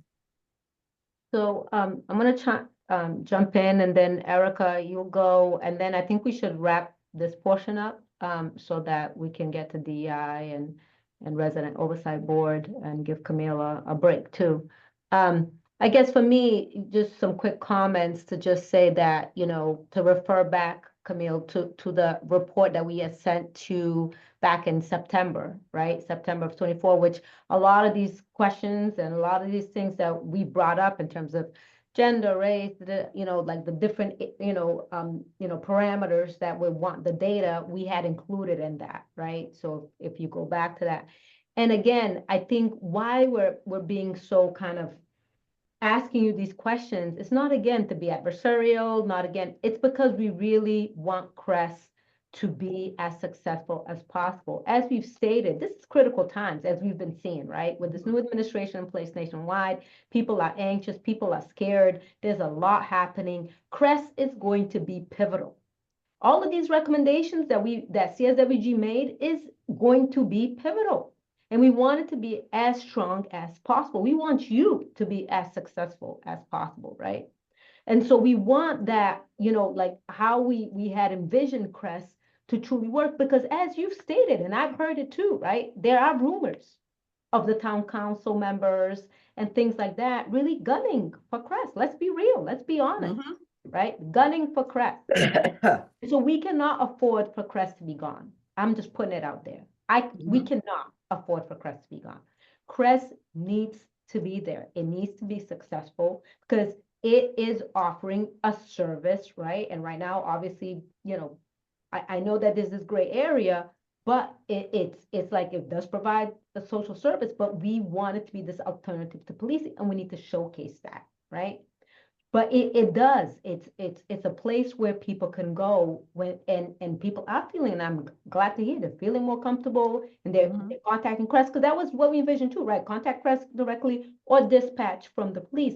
But as we know, a lot is still going to go through the police, right? Just in terms of those examples that were discussed, it's just that's a fact. It's going to go through the police, right? So the police should have that, the kind of directions there to say, well, this call came in, it's going to Crest, right? Because this is one, it doesn't deal with criminal, doesn't deal with violence, doesn't deal with this, it needs to go to Crest. And they need to have those incidents, right, that go directly to Crest. And so those are the things that we're talking about, because for me, like I said, it's not going to be negotiable for Crest to go away, right? And so we need to make sure that the town council members who are out there already saying things, and I'm putting it out publicly and everything, town council members, anyone in the town government needs to understand that Crest is a department that needs to succeed and is here to stay, right? And to do more and more and more to be able to assist the community and to assist, the people who live in Amherst, all people, right? So that's why we're asking this. But again, if you go back to that report from September 24, it really, 2024, it really kind of captures a lot of what we're discussing. But I'll give it to Erica, and then we can move on to DEI. Thank you, Deborah. First of all, I want to say, I think, Camille, you have demonstrated the worth of Crest in terms of the data that you provided. And I think the comments that, the members are making regarding the wonderful work you're doing and the original mission that was in, the working group's report, why Crest was developed, why I think we're all saying why that's also important. One of the things that you said you have actually started capturing from the people who are calling you directly is having them state why they called Crest. And if they can state, well, I thought about calling the police, but I knew Crest would be better. That's data. So we really, we're all agreeing with you that this, Crest is really valuable. You're doing excellent work. The numbers are just rising, and you're actually mitigating the need for the police to step in. You're actually doing prevention, because if you're dealing with mental health issues, and you're mitigating that person is not going to be a future, police situation. But I think it is important that we demonstrate that the calls are being diverted from APD that are appropriate for Crest to deal with and APD not to deal with. I do have a question about what seems like, and again, this is my impression, what seems like the town or the dispatcher or APD thinking it's a barrier that you are not Corey certified. The way I understand Corey means that first of all, people who are Corey, to have Corey certification, it means that they have the ability to look at a criminal record. Now, the log and the dispatcher is not a criminal record. It is a call that says there's assistance that's needed, there's a situation that's happening, and no one is a criminal until they go through a court and then are proven to be guilty. So I'm a little confused by why. Now, I know this is probably not a question for you, but it is a question for APD and the dispatchers, because I agree with what's been said here, is that they need to understand that this is an alternative program that assists them. And what you may have to write up is a HIPAA statement stating that any information that comes through them, you will maintain confidentiality, and you have to go through HIPAA training. And you can be Corey certified, meaning that you yourself has demonstrated that, if you have a felony, that you're still appropriate to be in a position that you're in now. I was Corey certified working for the state. I did inspections where I actually looked at personnel records, and I also had to look at Corey records. But Corey records are criminal records. They are not a dispatcher sending the police to a noise complaint or to a situation. So I'm a little confused, and I don't need for you to address that. So this is what I was told. Okay. This is what I was told by APD, via, and also dispatch. His dispatch, like, they're all willing to work with us, you know, it's just having the conversations, but to actually look at the logs, that the way the logs go, and this is what we were told. So, and I don't know if it's just here in town how it goes. So, but those are the things that we're working on so that we can see the logs and go through them. The other thing is having conversation with Jason, who is the dispatch supervisor. He has been phenomenal working with us. And when he is working with his dispatchers to divert calls to us. So the ones that come in. And also, I don't think people realize that even things that come through the business line still go up to dispatch. So 911 is like a type of call, but it still goes up to dispatch. So all the calls that are routed that don't go to a direct line in APD go through dispatch. I just raised that so you can ask them to clarify Yes. to you Yes. why And this that is is a something problem. that Thank you. the explanation, it doesn't quite make sense to me, but it's what we were told is that we had to be Corey certified and not just the Corey checks that we received to get on the job, but it's a whole process.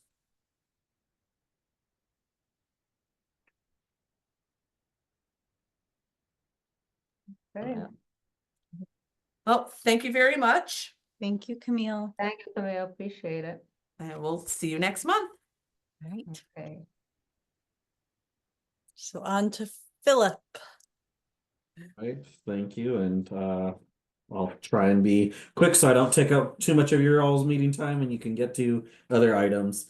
As you all know and imagine, in our state of the US, DEI is very busy since about January 20th to be exact. We've had an event January 21st, the National Day of Racial Healing. It was a event well attended, about 30 people in the room having conversations from kind of an event that happens after Martin Luther King Day that is from his becoming beloved community type of sentiment. And so we strive to, you know, just have those dialogue conversations with our fellow community members and neighbors. From there, we have our monthly staff training that happens. Pamela and I switch off on topics. Last month it was race. This month it's going to be class and social economics, and the next month it will be gender, and next month we'll tell you what the other ones are coming up. And we also started our department training. So these are department trainings geared towards each individual department. So we started with the Jones Library. At the end of the month we have fire. And then we are expecting to have DPW as well as the Banks Center, and then APD and so on and so on, kind of geared towards topics that make sense for each department. So for the Jones, equity and access was the topic for them coming up. And then also for fire, they are looking to get a more kind of cultural competency type of training on their end for when they go out to calls and different things. So we're talking to kind of the people that set up the trainings in their departments and then giving them kind of tailored to what their needs are in terms of DEI. Pamela and a few responders, as well as our AmeriCorps member. I was out, but then I came on the tail end of the presentation, gave a presentation to department heads at the direction of Paul for kind of the executive orders that are coming into effect and how department heads can be thinking ahead rather than reactive to whatever the executive order says, in terms of, you know, funding, in terms of what it means for day-to-day operations and all that matter. We have secured the contract with Dr. Barbara Love to continue the liberatory visioning process that she does. Those are coming one is at the ending of this month, so the 27th, which is a Thursday at 6 p.m.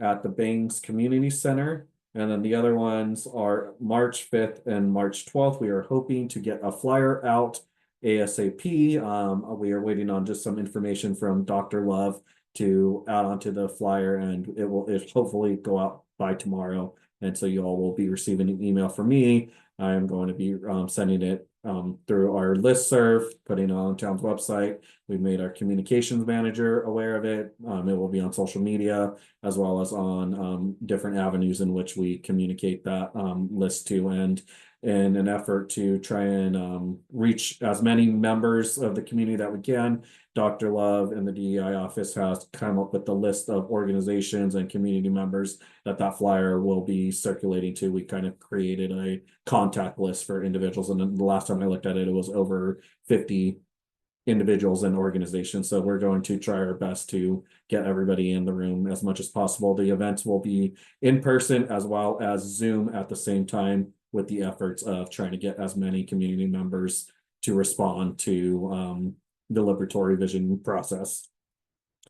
The Global Village Festival that will be happening on April 5th. I just want you all to know that is happening. It's a day in which the DEI office is celebrating diversity of different cultures. We're going to have performers, we're going to have vendors, we're going to have food there. It's in works with various organizations, the public schools, BBAA is a part of it, as well as BID, as well as Chamber. I'm sure I'm forgetting some people. I will be circulating out information on social media with our communication manager, hopefully by the end of this week, if not by the beginning of next week, to kind of start advertising more for that. But I did just want to open up, and you all don't need to answer question right now if you need to take some time and think about it, but I will send you a link if you all would like a table at the event just to highlight whatever it is, whatever work you all want to highlight at that event. I think it would be great. We're offering that to the Human Rights Commission as well as this group as well. And then I will also in that email be sharing the link for you all for performance and vendors. It would be super helpful if you all know someone that is interested in performing or setting up their vending booth at that event. Please share with anybody at that time. And then lastly, our youth survey closed in January, and I do apologize. I did finish the kind of results and everything and put it into a PowerPoint. I finished it on my way out of the office today, so I did not have a chance to send it beforehand, but I can certainly share my screen and show you some of the results from that. That'd be great. Let's see, is that showing? Yes. Perfect. So our youth survey, I just want to give one shout out to the AmeriCorps intern that is at DEI and Press. They do an amazing job. They really helped out with the survey. I don't think I could have done this work without them, to be honest. So I just want to shout them out.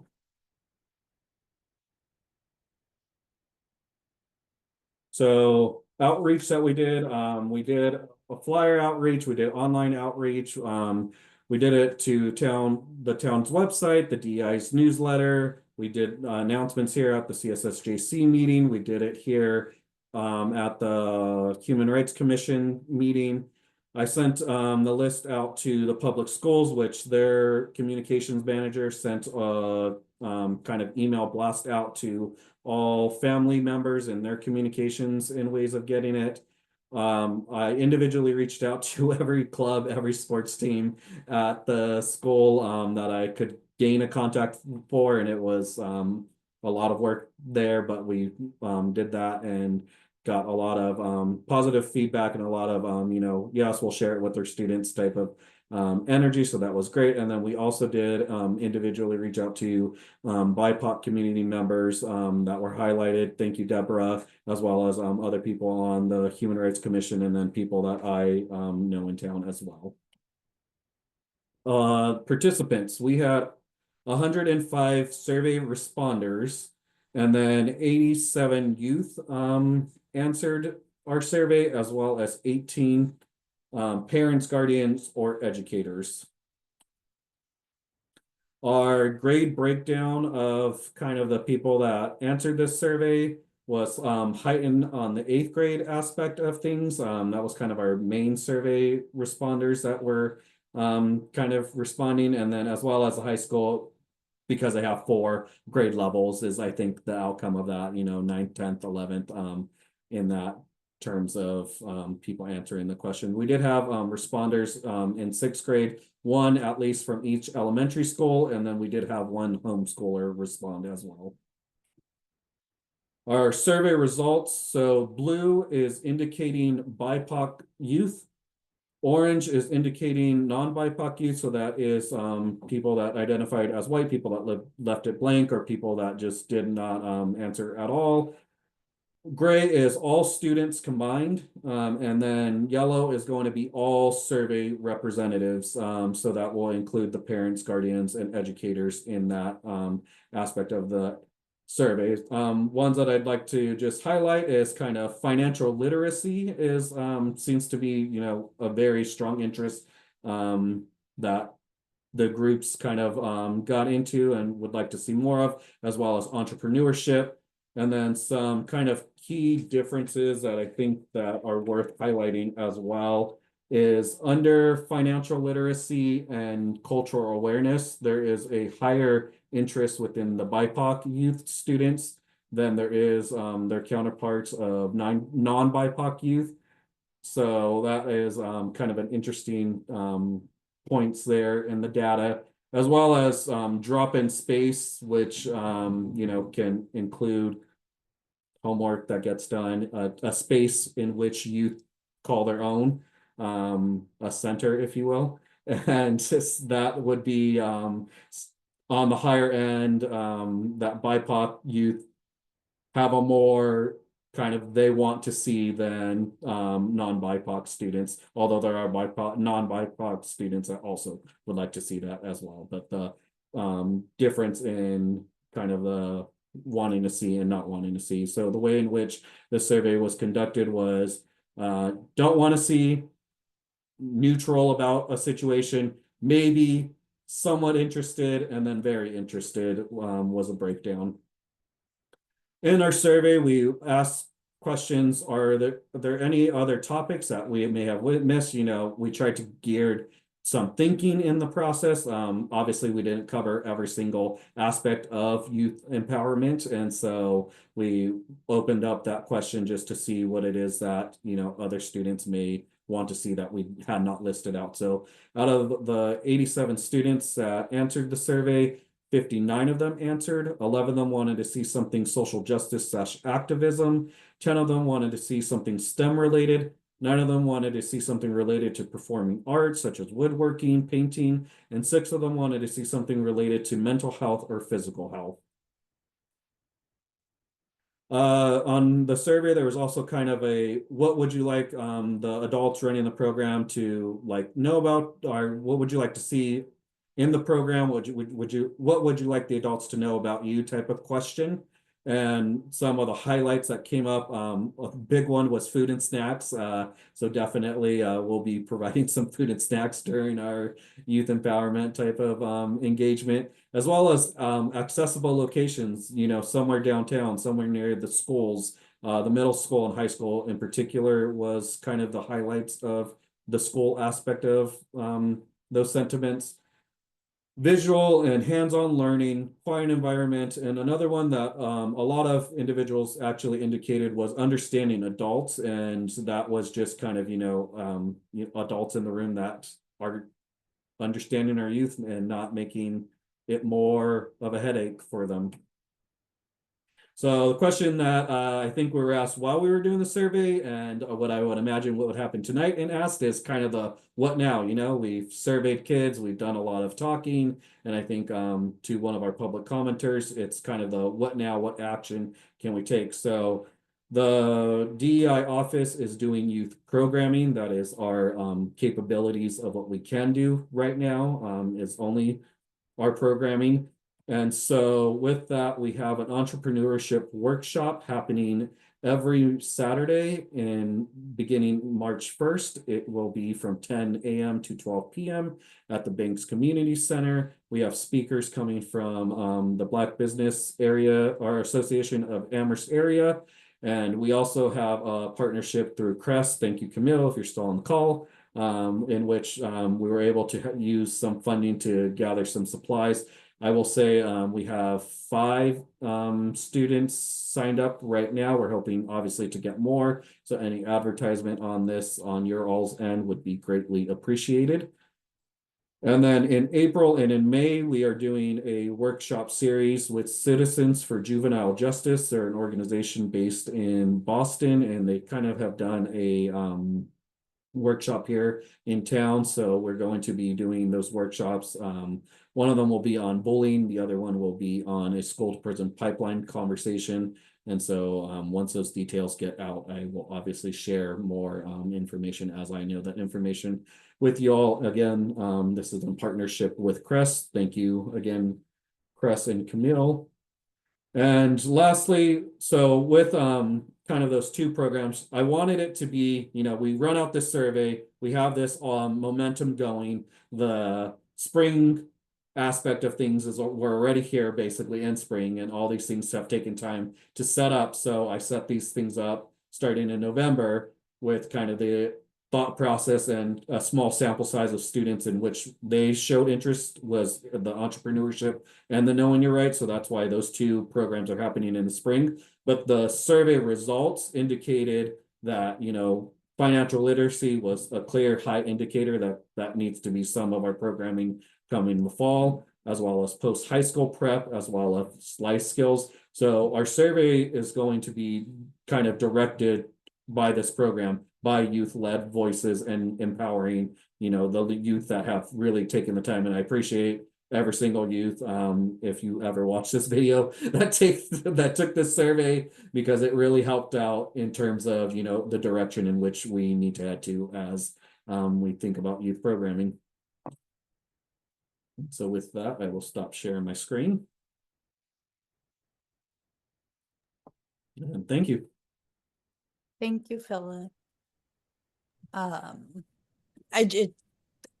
That was awesome to see those results. I think it was helpful to see how many people responded, what the outreach process was like, and you know what the kind of points of interest are. And I guess thinking about how to publicize the upcoming entrepreneurship workshop, since that seemed to be one of the I just swiped and it's gone.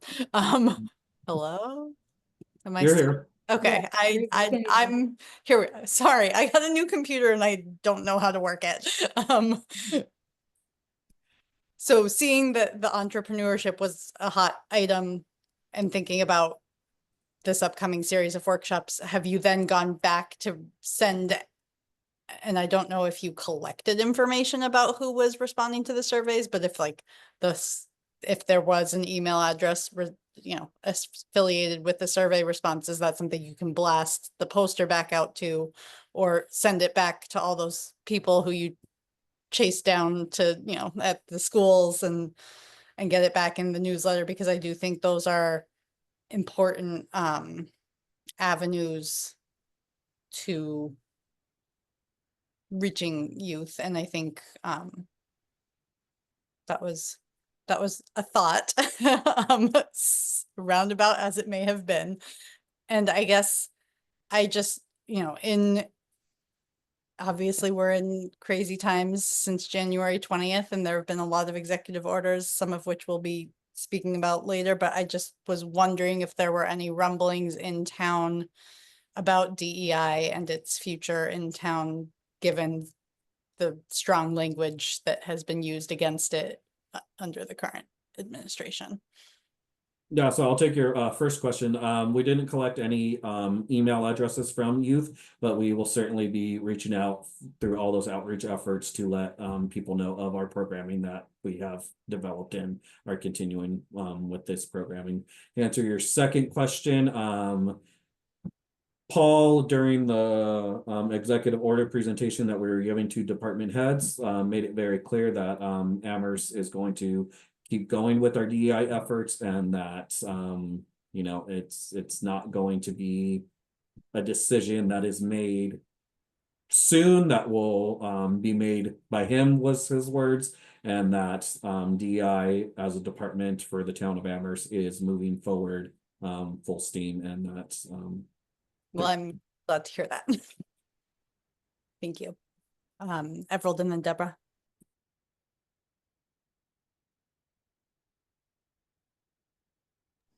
I think you asked my question, Allegra. I know we're in Massachusetts, so there's a bit of a firewall, so to speak, with the attacks in DEI. But I wanted to ask if what was the town doing in terms of DEI? But I think Philip answered that question, so thank you.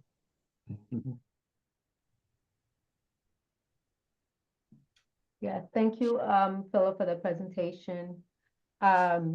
You know, and the same thing, right? I wanted to ask you, you know, where the town stood, but also like, you know, for you and Pamela and the department itself, right? Because there's a lot of anxiety, a lot of people, a lot of unknowns, right? A lot of pressure, and you know, there's a lot of businesses and towns and everything that are caving into the pressure right now, because when they're hearing about investigations and defunding and so on and so forth, and we know virtually every area gets federal funding, right?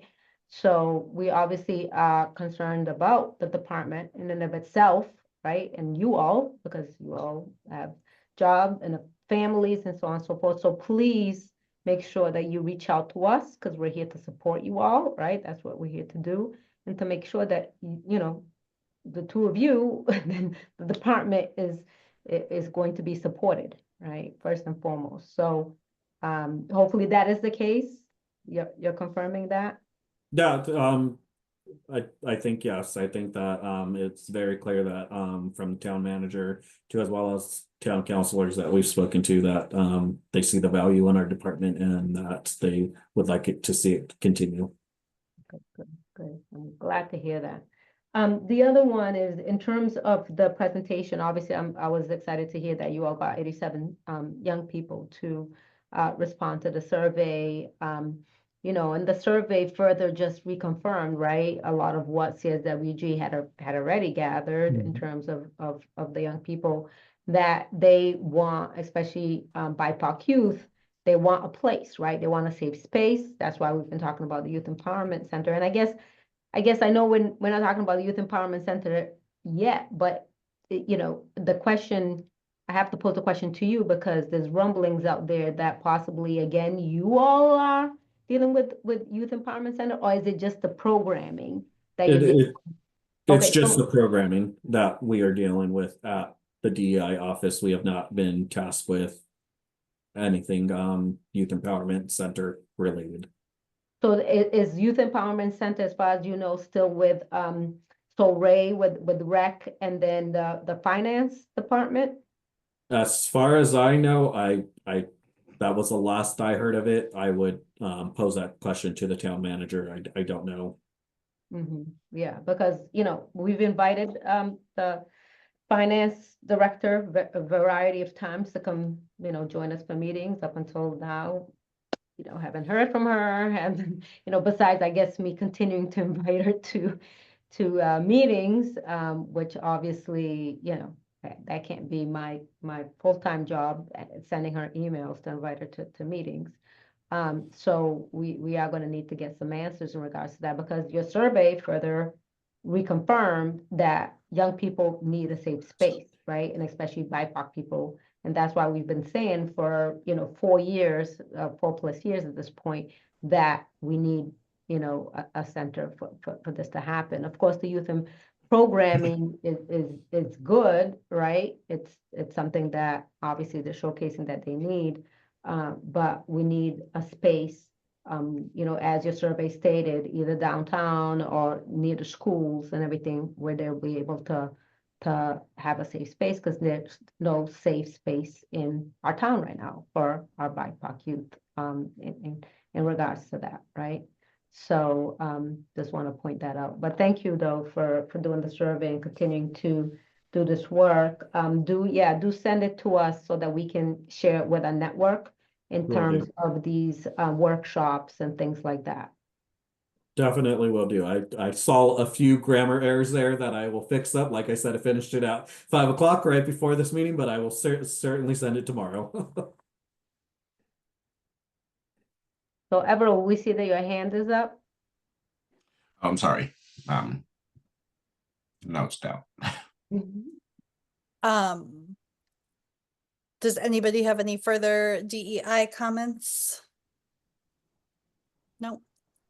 I'm wondering, I know, so I'm looking at our agenda, and I know Rob is probably a big topic and the executive orders are a big topic. It sounds like there's not much more to report on the Youth Empowerment Center at this point. Well, I guess though there is a very important thing to report on the Youth Empowerment Center, very alarming that I've heard. And again, we need some answers from the town manager, as well as the finance department director there, because I've heard that the $500,000 that was earmarked, even though we know that some of that money had been used, I guess, to hire the Donahue Center to do some type of assessment, which we never heard the outcome of that. But I've heard that that $500,000 is not earmarked for the Youth Empowerment Center any longer, that money has gone back into town money or something along those lines. So I am very concerned of what is happening here, because I'm getting, communication from the community in terms of what, where's that money? Where has that money gone? We had Ray come and say that, oh, you need a lot more money to establish a center, but at least we had $500,000. Now we have zero, according to what I've been hearing. So what is happening? I don't know if So it anybody else sounds like, knows. it sounds like maybe we should direct that question to the town manager for clarification, and I can write an email to him, especially given that I read our statement asking that that money remain allocated for us at a town meeting in December. So I can email Paul about that money. But I think what you should do, Allegra, is also CC Ray and CC the finance person there. Because I want all these people, and of course, copy me on it and everything when you send it out to the town manager, because I want to hear from the people that supposedly are in charge of the Youth Empowerment Center. Yes, okay. I will email that group and CCU, and we can share that information. Erica, did you have anything to add to that? Yeah, well, we had talked about it, that this was ARPA funding, and ARPA funding had to be allocated to a project or to specific services by the end of 2024.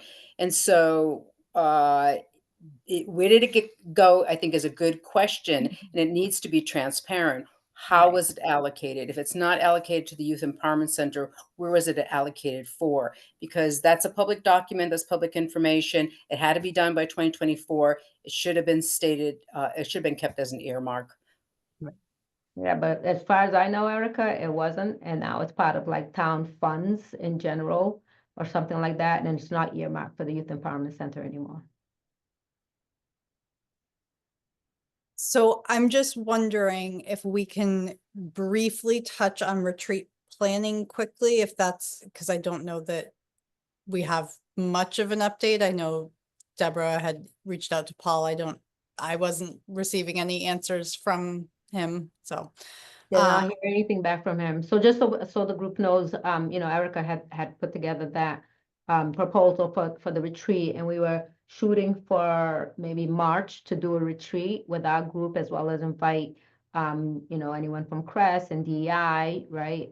So that we can also build kind of team cohesion. And I was really even thinking like HRC, because some of our kind of other partner organizations, so that we can kind of build more this team cohesion. And so I had reached out to the town manager just to see in terms of funding, right, to hire Barbara Love, as we had discussed, as the facilitator, as well as some funding for food, because we would do kind of like a, like a full day event, like maybe 10 to 5 or something like that, right? Whatever, we ended up deciding upon. But I did not hear anything, and I did put in the email to the town manager that we had the meeting coming up and that I wanted to report back to you all, but I didn't hear anything from him. No response at all. Was there a budget proposed for the retreat? Well, that's what I was asking him. I didn't say this is how much we need for it or anything like that. I was just saying whether we could put together a budget at all for it, you know? Just really asking kind of more open-ended question. But I didn't even receive any response from him. Miss Pat. But because the thing with That this, is- Everald, is sorry, Pat. The thing with this, Everald, is that, you know, with Dr. Barbara Love, I don't even know how much she costs. I mean, I don't know any of those things. So, and what would be the process and stuff like that. And then the food, I mean, that's not a big ask. They know how much it is because they're always doing events and everything. So, but go ahead, Pat. I'm just, given that we didn't get that information, can we identify what the desired outcomes of a retreat would be? And can we identify dates, so that we can try to move forward? Yeah, I think, Erica, in terms of the desired outcome, I think you had put that proposal in terms of what the outcome Oh, would I'm be. sorry, Erica, I didn't see it or didn't remember that. Could you That's remind me? okay. Yeah, no, certainly. So since there were a couple of new members on this committee, what I thought would be important is for all of us to sort of, the desired outcome is that we're on the same page, at least in understanding how we got to here. So the reports that were written, the mission and the goals that we have, the expectations that we have of each other. And we talk about members' reports, but I don't think we have subcommittees. So, you know, do we create subcommittees? So I think when we leave the retreat, we're clear about how we got started, why we're here, what is it that we want to do together, what can we expect from each other, and what are the next action steps? You know, what are the goals that we have and some action steps that we can start moving forward on? So I think, you know, Deborah had mentioned that we should take a full day. I agree. One of the reasons why I had proposed Dr. Love is because Dr. Love actually, I believe, worked with DEI department and the Human Rights Commission around their Human Rights Commission's retreat. And I think it's great to have an outside facilitator who can bring all of us together, regardless of where we stand and why we are on this committee, is to, you know, bring some consensus to where we want to go with this committee, and to make sure that we're also upholding the goals of why this committee was established and how we can get there. But if there is no money for a facilitator, I don't think it should stop us from coming together and doing this. Yeah, I agree. I think we should continue to pursue it. We know that she's busy facilitating the liberatory visioning work that's happening now, but you know, we should pursue it. I think we could establish a couple of us to begin to do some retreat planning while we explore facilitation. That's something that I think we could do on our own. And if we try to identify a date, then we could move forward with it. And then we could each, you know, in terms of food, we could each kind of potluck it, as we say, right? Everyone brings something and then, you know, we do it, and then we could just, space, I'm sure we could get for free, I would think, in the town, you know. But yeah, if there could be, that's a great idea, Pat. If there could be like a little subcommittee to kind of work on that, that would be great. I don't know if anyone would be willing, a few people. So Erica, Pat. I mean, that would be great. And I think maybe we can look at dates via a doodle poll or something like that. As long as that doesn't violate open meeting law, I think it's fine. We just vote on something, just so that,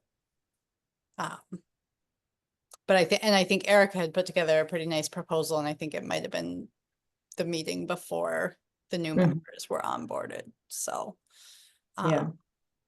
Yeah, because the other thing too that I want to bring up, and Everald, maybe you can share it too, because I think maybe even before you all came on board, the new members, Everald was already introducing some things too, in terms of like setting goals annually and stuff like that. So that could also formulate some of the, you know, what we'd be talking about and things like that, because we were talking about whether we needed to meet more than just once a month to kind of talk about other topics, because obviously we have our set kind of topics on a monthly basis, and whether there's other topics we should be talking about outside of the, you know, the updates and things like that. Because as you can see, right, it's 8:40, we haven't even finished the updates.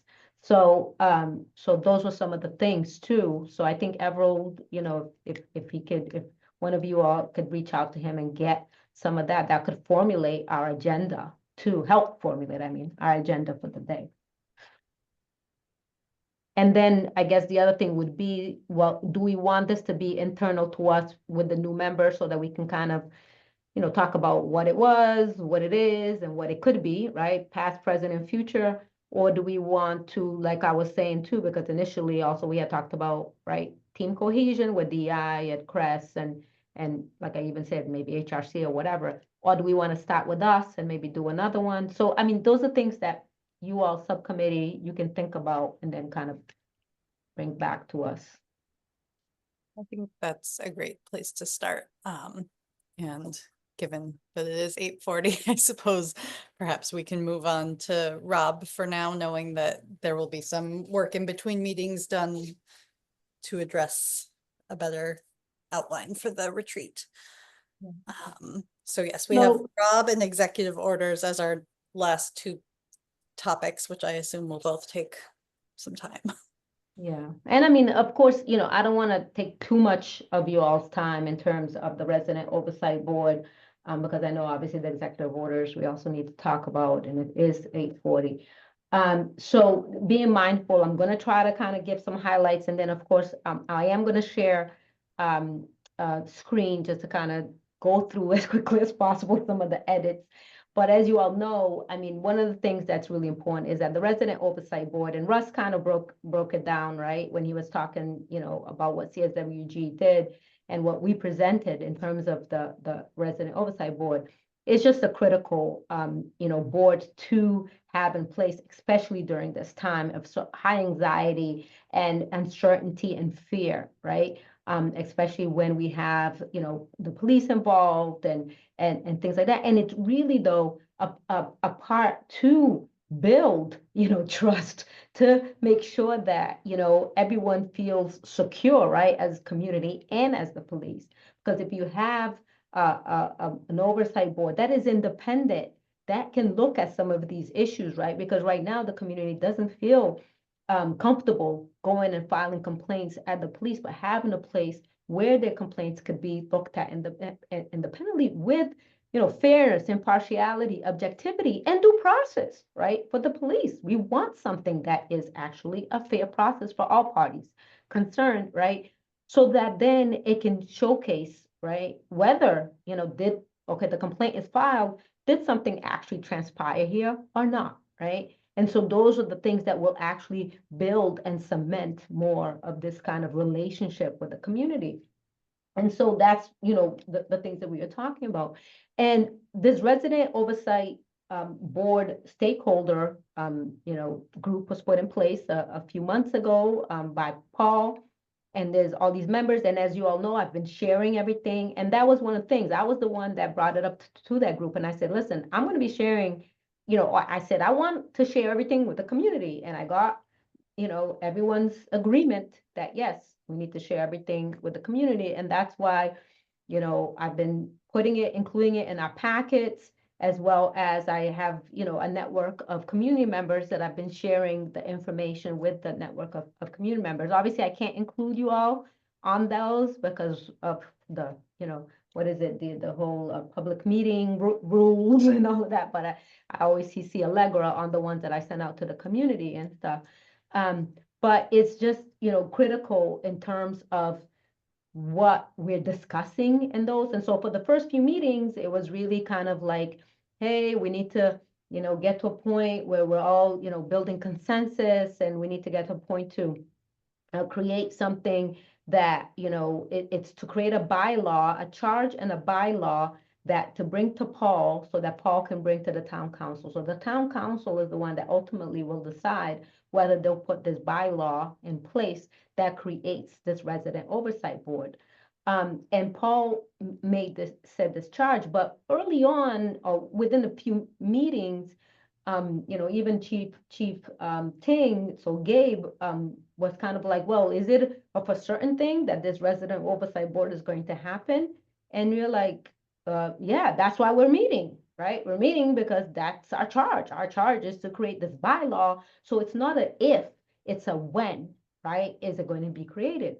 And of course, for me, as someone that has been on CSWG before, I'm like, we already have the blueprint, right? Because in the CSWG, we pointed out all the different aspects for the resident oversight board. But of course, I think all parties concerned there did not want to even entertain the CSWG, what we had created there. They basically were like, no, we need to, start afresh and start anew and just create something based on the discussions, because in this group, there's 4 members of the police. There's Chief Ting, there's 2 members who present the police union, and then there's 1 member that represents the supervisory union on the police, right? And so, to have the police buy-in and so on and so forth, which is fine. That's not a problem.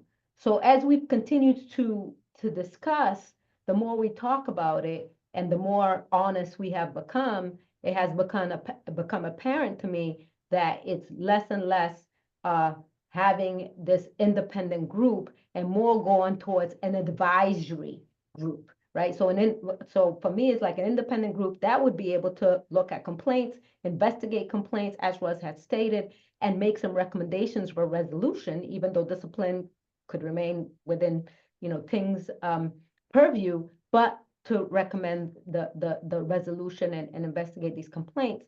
And it's more this conversation around a review board or an advisory group that would look at the information and then really, what would be the steps after that, right? And so the consultants, there's Deb, and then there's another consultant named Brian Core, who I guess is more on the national scene that looks at kind of advisory boards. I think it's called NACOL or something like that. I don't know what all the letters stand for, but it's like these national oversight boards. And these 2 consultants are the ones that have been kind of working with us to look at all of this. And they came up with, and I'm sharing, can you all see that? Can you see the draft Amherst Resident Oversight Board bylaws? Yes. Okay. So they came up with this bylaw, a draft bylaw that they created. And then, so now, all of us members were to send in kind of either revisions or edits in terms of it, right? And so I started just doing a lot of edits in regards to it. So who would this advisory group respond to? And I think you heard one of the callers basically being like very concerned about this oversight group reporting to the town council or the town manager, right? But in terms of if they was to pick one or the other, I would rather go to the town council than the town manager. So, I'm making kind of recommendations here in regards to it, right? Making sure to add, besides just having building transparency and accountability, equitable processes to end systemic racism. So adding that language that really is kind of like, listen, this is the focus. This is what we're trying to do, right? Over here in B, I added, the Rob will advise, review, conduct, and oversee investigations. None of that was in there, right?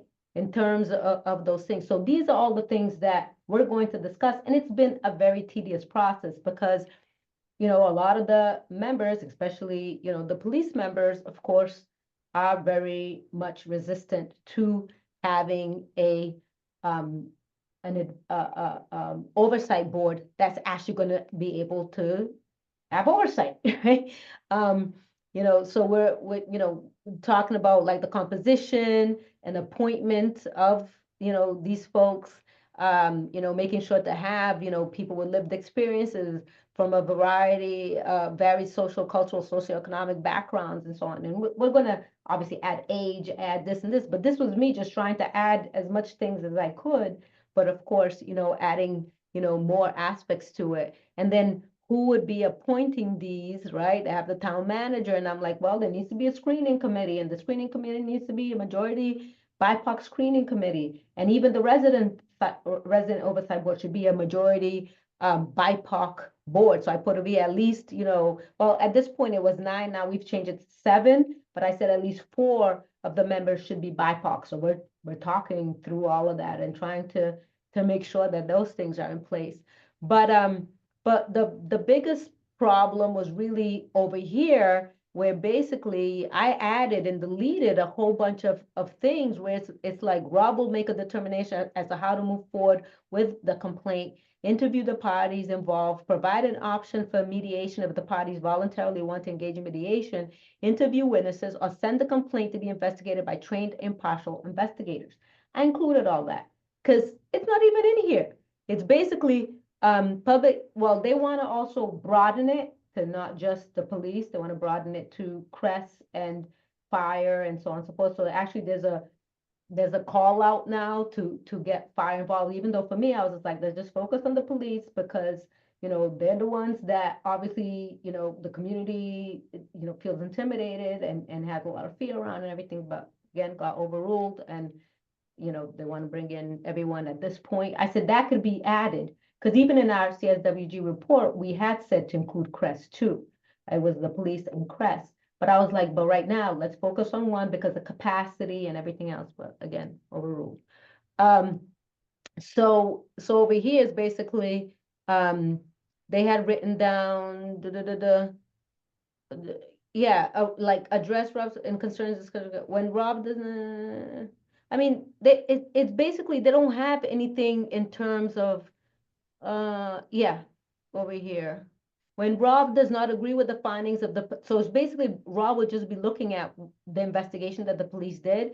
And when Rob does not agree with the findings of the public safety office, the chief of that department shall provide a written response addressing the Rob's concerns and discuss the response with Rob. Okay, and then what?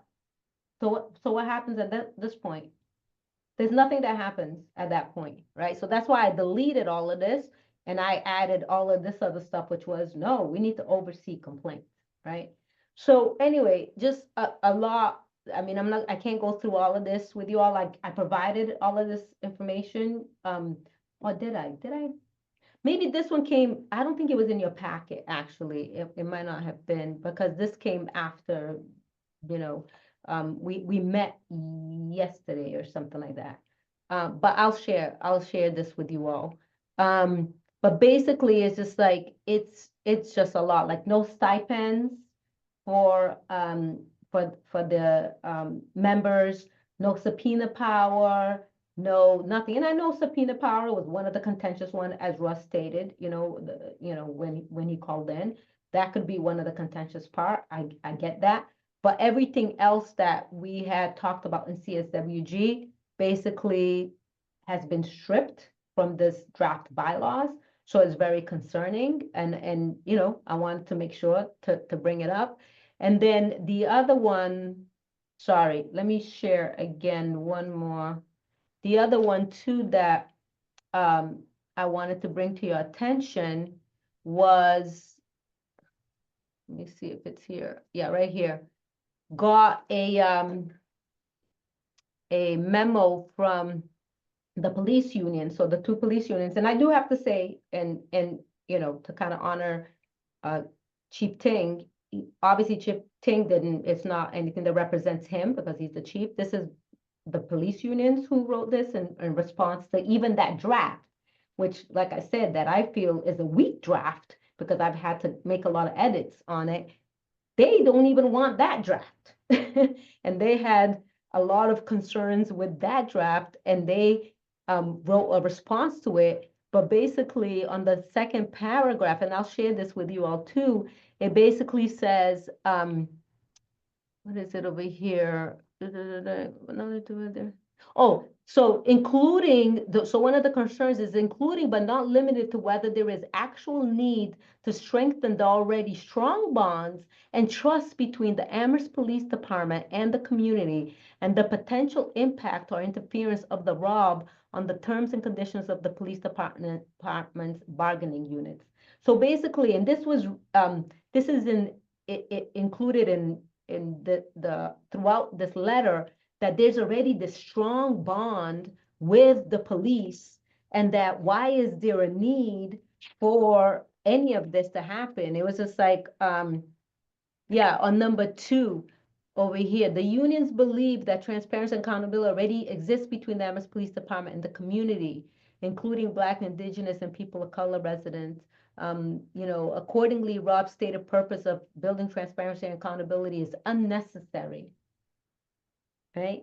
And then number 4 in the middle, they say again, the unions believe that the vocal minority negative comments about the police department mostly appear to be an issue of perception, where community members do not understand the reasoning for an officer's actions, thus creating the perception versus reality gap.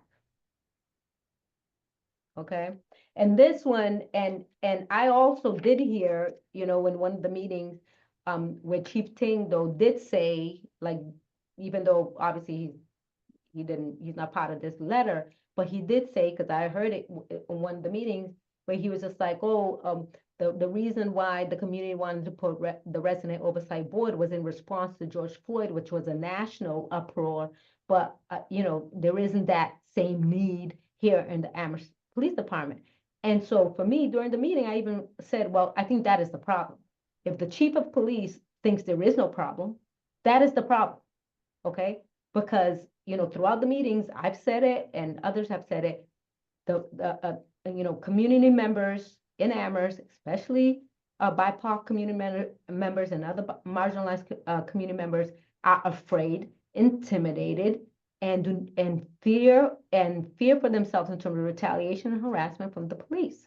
And that is, you know, what we heard, especially CSWG, in town forums, in the work that Simmons Gen made, and I still hear till this day when I go out into the community and people come and talk to me. And I've experienced it from the police, at Amherst Police Department, and I'm sure others have too. So, you know, kind of having this reality that there's no need, that there's no problem, is really, you know, concerning. Obviously, you know, I'm one person, you know, there's other members there, you know, Philip is on the committee and Camille is on the committee. Shalini, who used to be a town council member, is on it. Anika Lopes, also who used to be a town council member, is on it. And then Ronnie from Human Rights Commission is also on it, right? So others are there to also voice, but you know, I'm one of, as you all know, I'm very vocal. So I'm always bringing up issues and saying this, but I'm really concerned that this might end up being a diluted, weak advisory group that will have no power, no teeth, and no authority to do anything, really. But I've, you know, and I keep hearing like, well, it's better we have something than nothing. I'm just like, what? What do you mean it's better to have something than nothing? No, it's not better to have something than nothing. It's better to have something that's actually going to work and have the authority to do the work, to do what we say it's going to do, especially from the community. If we don't have something, if we don't put something in place that has to authority, it's not going to be used. No one's going to trust it and no one's going to utilize it, as opposed to creating something that actually has some you know, some power or some ability to do something. And it's just interesting to me again that the police don't see this as a benefit for them, because right now there's a lot of mistrust, and it's only going to get worse under this environment that we're living in terms of this fear environment. So I'll stop there. Obviously, you know, Philip, Camille, I don't know if you all are there, if you all want to chime in too and add your take to it, but also obviously entertain any questions.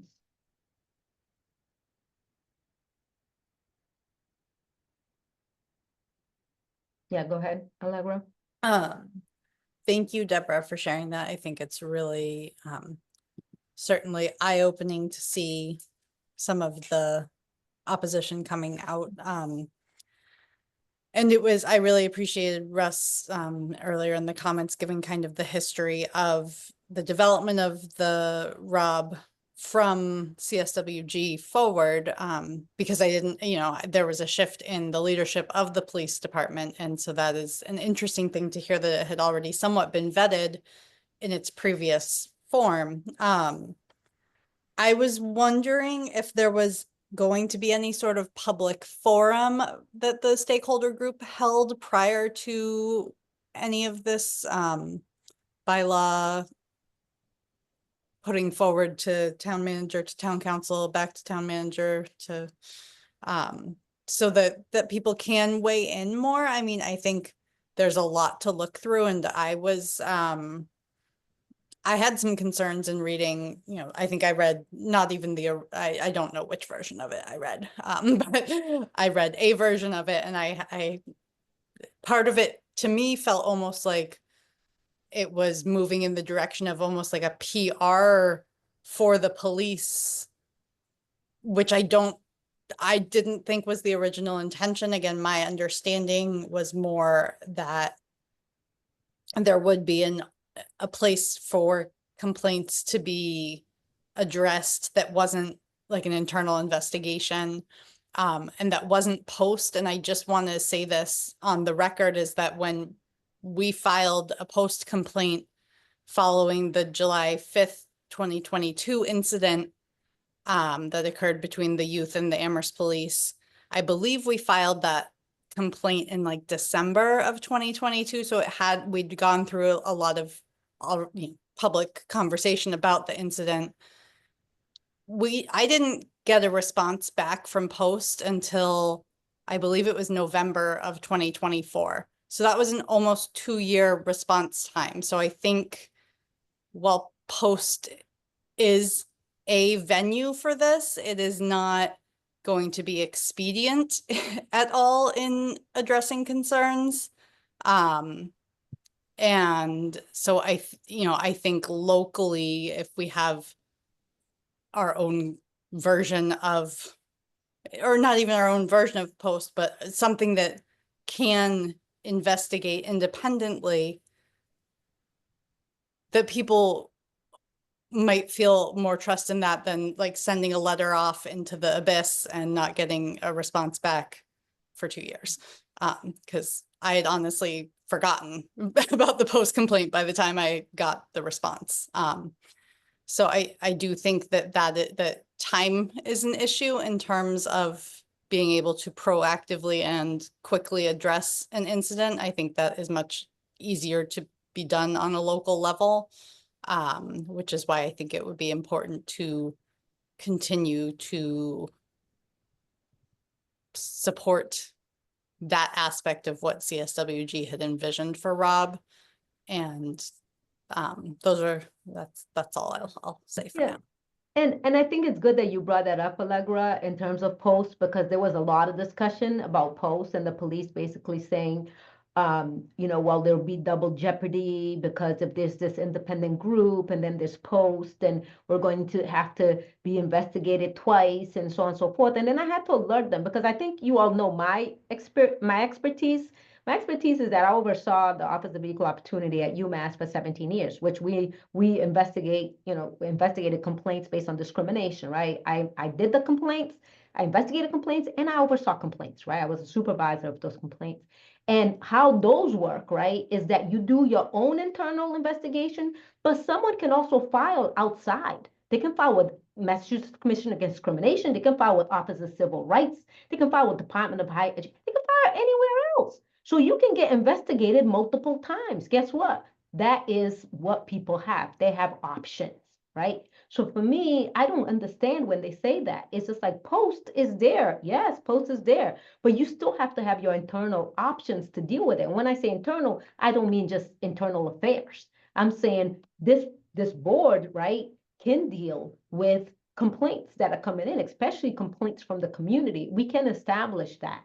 And Post is not going to take the place of it or anything else. And especially since, as we know, Allegra, right, that when we filed that complaint based on July 5th, hosts a lot of times are dealing with really egregious situations, right? Egregious discrimination, excessive use of force, using weapons, all of those like serious injuries. They don't have the people power to be looking at sometimes the kind of the bias, right? Or the microaggressions or the, offenses that happen internally within a community unless it rises to that level, right? So when the police are always kind of talking about, well, we're going to have the double jeopardy, and I don't understand it and I don't get it and it doesn't make sense to me, right? Because the thing is that there's different options there, and you still have to have your process and your process that works. So for them to investigate themselves, which is basically so the unions, both the supervisory and the police unions, they've basically stated that whatever comes from this board is not going to be acceptable to them, right? I get it that there's bargaining units and things like that, but they're going to be at the bargaining table in July. So whatever we decide could be bargained in July, all right? But they've basically stated like, we're not, anything that changes our processes, we're not going to be in agreement with, is basically what they've stated. However, we could still move forward. A bylaw could still be introduced, whether they're in agreement with it or not. And then it can be bargained at the bargaining table, right? So my thing is that we still need to and have to put something in place that is strong and not just acquiesce or do something that would be favorable, as what you're saying, Allegra, a PR thing for the police to just, say, yeah, and co-sign whatever the police have already agreed that, okay, we've investigated, so now co-sign that our investigation was fine. I'm not in that. And I already told them that I'm going to be on the record saying I object, because that's what I'm already doing. The crowd, I object to this, I object to that, and I object to the other, because I'm going formally documenting all of the objections that I have. But Evero?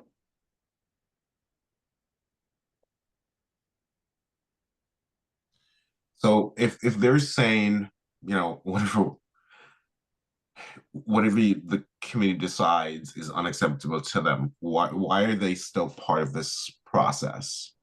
I mean, if they're already saying, doesn't matter what you guys do, we're not going to accept it. That's like a, banging your head against a wall. I mean, it's like, Well, is that communicated to the town council to say, listen, the people that you have on this committee is already firm in their opposition, even though we're supposed to work together, but they're saying whatever we decide, we're not going to accept. And I can appreciate their concern about changing their processes. So, I mean, not to be oversimplistic, but is there a conversation to say, we're not going to change your processes? What we're saying is that we're creating this body that if you arrest somebody and they felt that one of your officers is overly brutal or violated their civil rights, we have this body that will investigate. We're not telling you how to change your process, but when we do investigate and we'll make our findings, you have to accept those findings. Exactly. Yeah, I think that a lot of the difficult conversations that we've had has really focused on that. And I think we have kind of, broached that subject, like, what are we doing here if you're saying that you're not going to be acceptable? But what I've been told is that as long as the town council adopts the bylaws, right? But again, if we create a bylaw that's actually strong, with a body that's strong, and that it's adopted, then that's something that they'll have to just, when it's time to go to the bargaining table, it's just basically the town introducing that this is the bylaw, and then it's basically just working on the impact to them, right? Training or whatever hours that you need to kind of know what is going to happen here. Yeah, what is going to happen in terms of what the process is going to be, right, moving forward. But it'll be the town basically saying, listen, this is what we're going to have to do. And so I think that this last time when that was communicated, I think, you know, and then obviously everyone's like, oh, you know, there needs to be police buy-in and we should all stay at the table and talk through everything and stuff like that. They were willing to stay and talk through these different aspects. But, you know, my thing is just like, listen, yeah, I respect that there's bargaining, you know, and I'm all for unions and so on and so forth. But the point of the matter is that it can be bargained, right? As long as the town brings in the bylaw, it can still be bargained. It's not something where we have to just say, okay, in order for this buy-in, we're just going to water down this group. You see what I'm saying? That is not going to be acceptable. And I think, you know, I think this is an opportunity where, and I think the town council needs to be aware of this, because if contracts come up in the summer and, you know, they need to be, if they're truly committed to this resident oversight board, as they should be, it should be brought to their attention that this is the posture now of the bargain of the police department, and the town council needs to, in no uncertain terms, come out and say, this is happening. We are willing to work with you, but we're not required to work with you. Exactly. Exactly. And that's right. And that's a lot of question marks, right? In terms of, you know, us creating a strong bylaw for a strong body that's going to be independent, and then also a town council that's willing to take that on and to take that fight on, because that's what it's going to be. It's going to be a fight, right? Because the police unions, right, the supervisory and the police unit has basically said where they're going to be at, right, which is going to be, they're going to oppose it. You know, Gabe, I don't know where he's at, because obviously, you know, he's the chief. The only thing that I do know is, like I said, he did make that comment, you know, with all of us there, which I heard, which was, oh, I don't think that there's also this need or problem with it, you know, but he's still engaging and so on and so forth. The police unions, though, they were very clear where they stand. Erica? This is very fascinating listening to this, because unions, and I'm a union person, I was a union steward, etc. Unions are there to protect their workers, to make sure that their workers are treated fairly. So I understand that they may want to be, you know, part of at the table to make sure that if they have to go to training, that they're paid for it, you know, that they have the time for it, etc. But I would turn it around and say, you know what? Absolutely appreciate, you want to make sure that your individuals are treated fairly. That's why you want an ROB. We're not focusing on the individuals, we're focusing on the institution. The institution is historically situated in an approach of, you know, making sure that the law is enforced. That's their approach. We want to make sure that they do the best job and also to protect residents.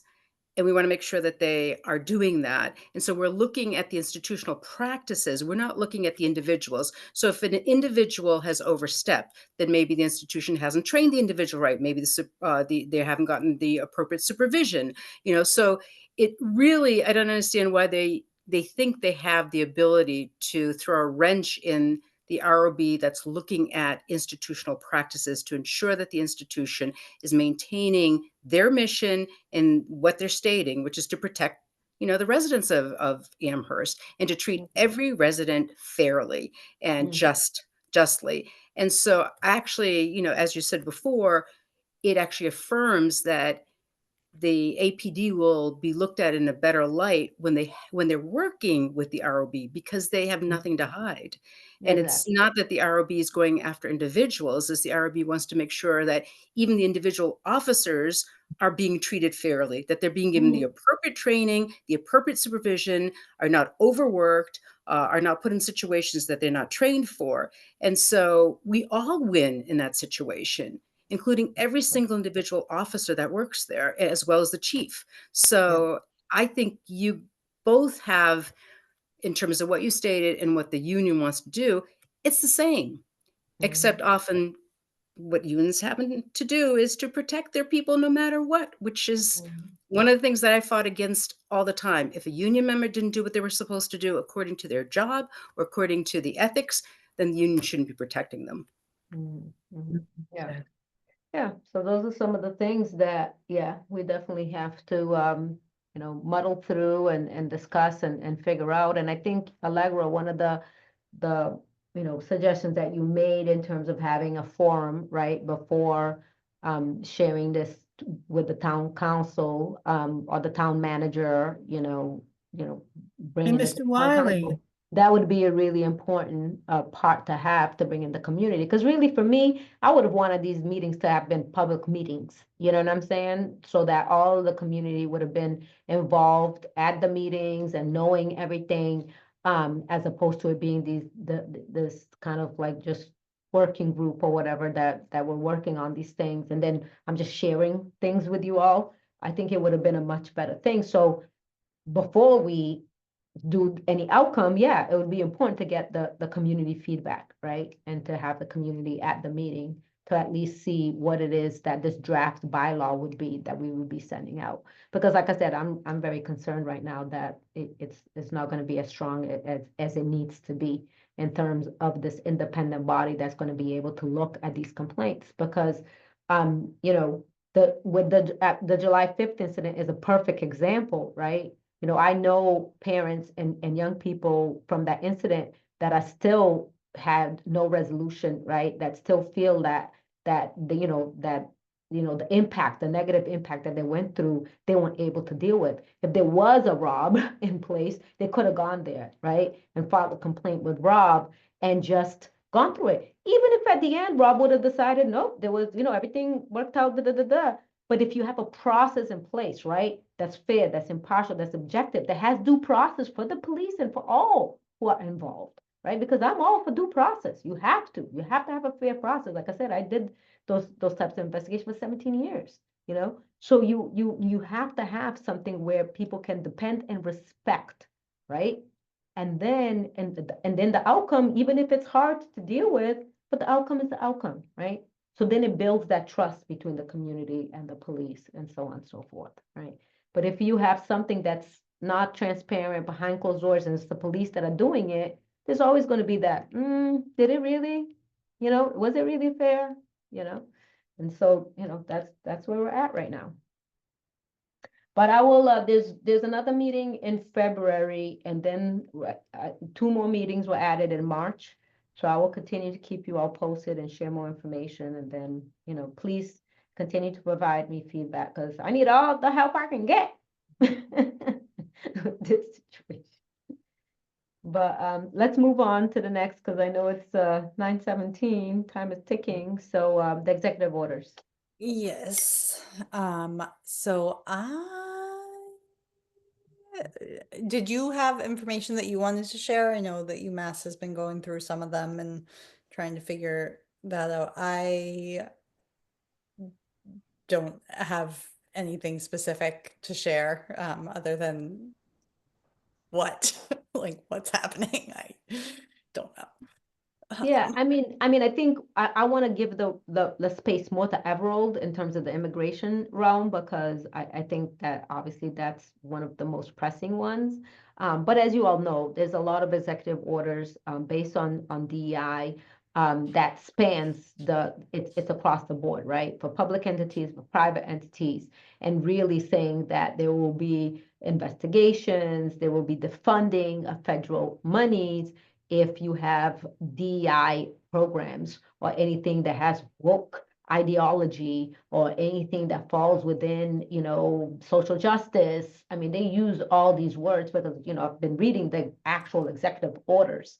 They use that language in a lot of these DEI executive orders. Of course, and most of them, they say, within the next 60 days, he's still saying Attorney General or Department of Justice, Department of Education, you have 60 to 90 days to kind of come up with, these processes or communications as to how these people, but once these executive orders went out, and remember that they're executive orders, so they're not law, but he has the agencies that can enforce, right?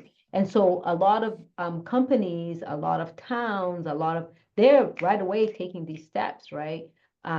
But most institutions are still looking, right? Looking at their processes, looking at their procedures, looking at things.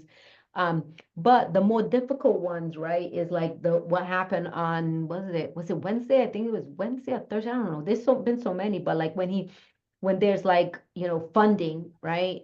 There was the budget office that said there was going to be no more funding from the grants, for grants and scholarships and so on and so forth. And so, one of the areas that actually has been able to stop a lot of these executive orders has been the judicial, right? So I'm very proud of, that my arm, like in terms of like the justice part of it, because a lot of these injunctions, a lot of these stays have been coming from it.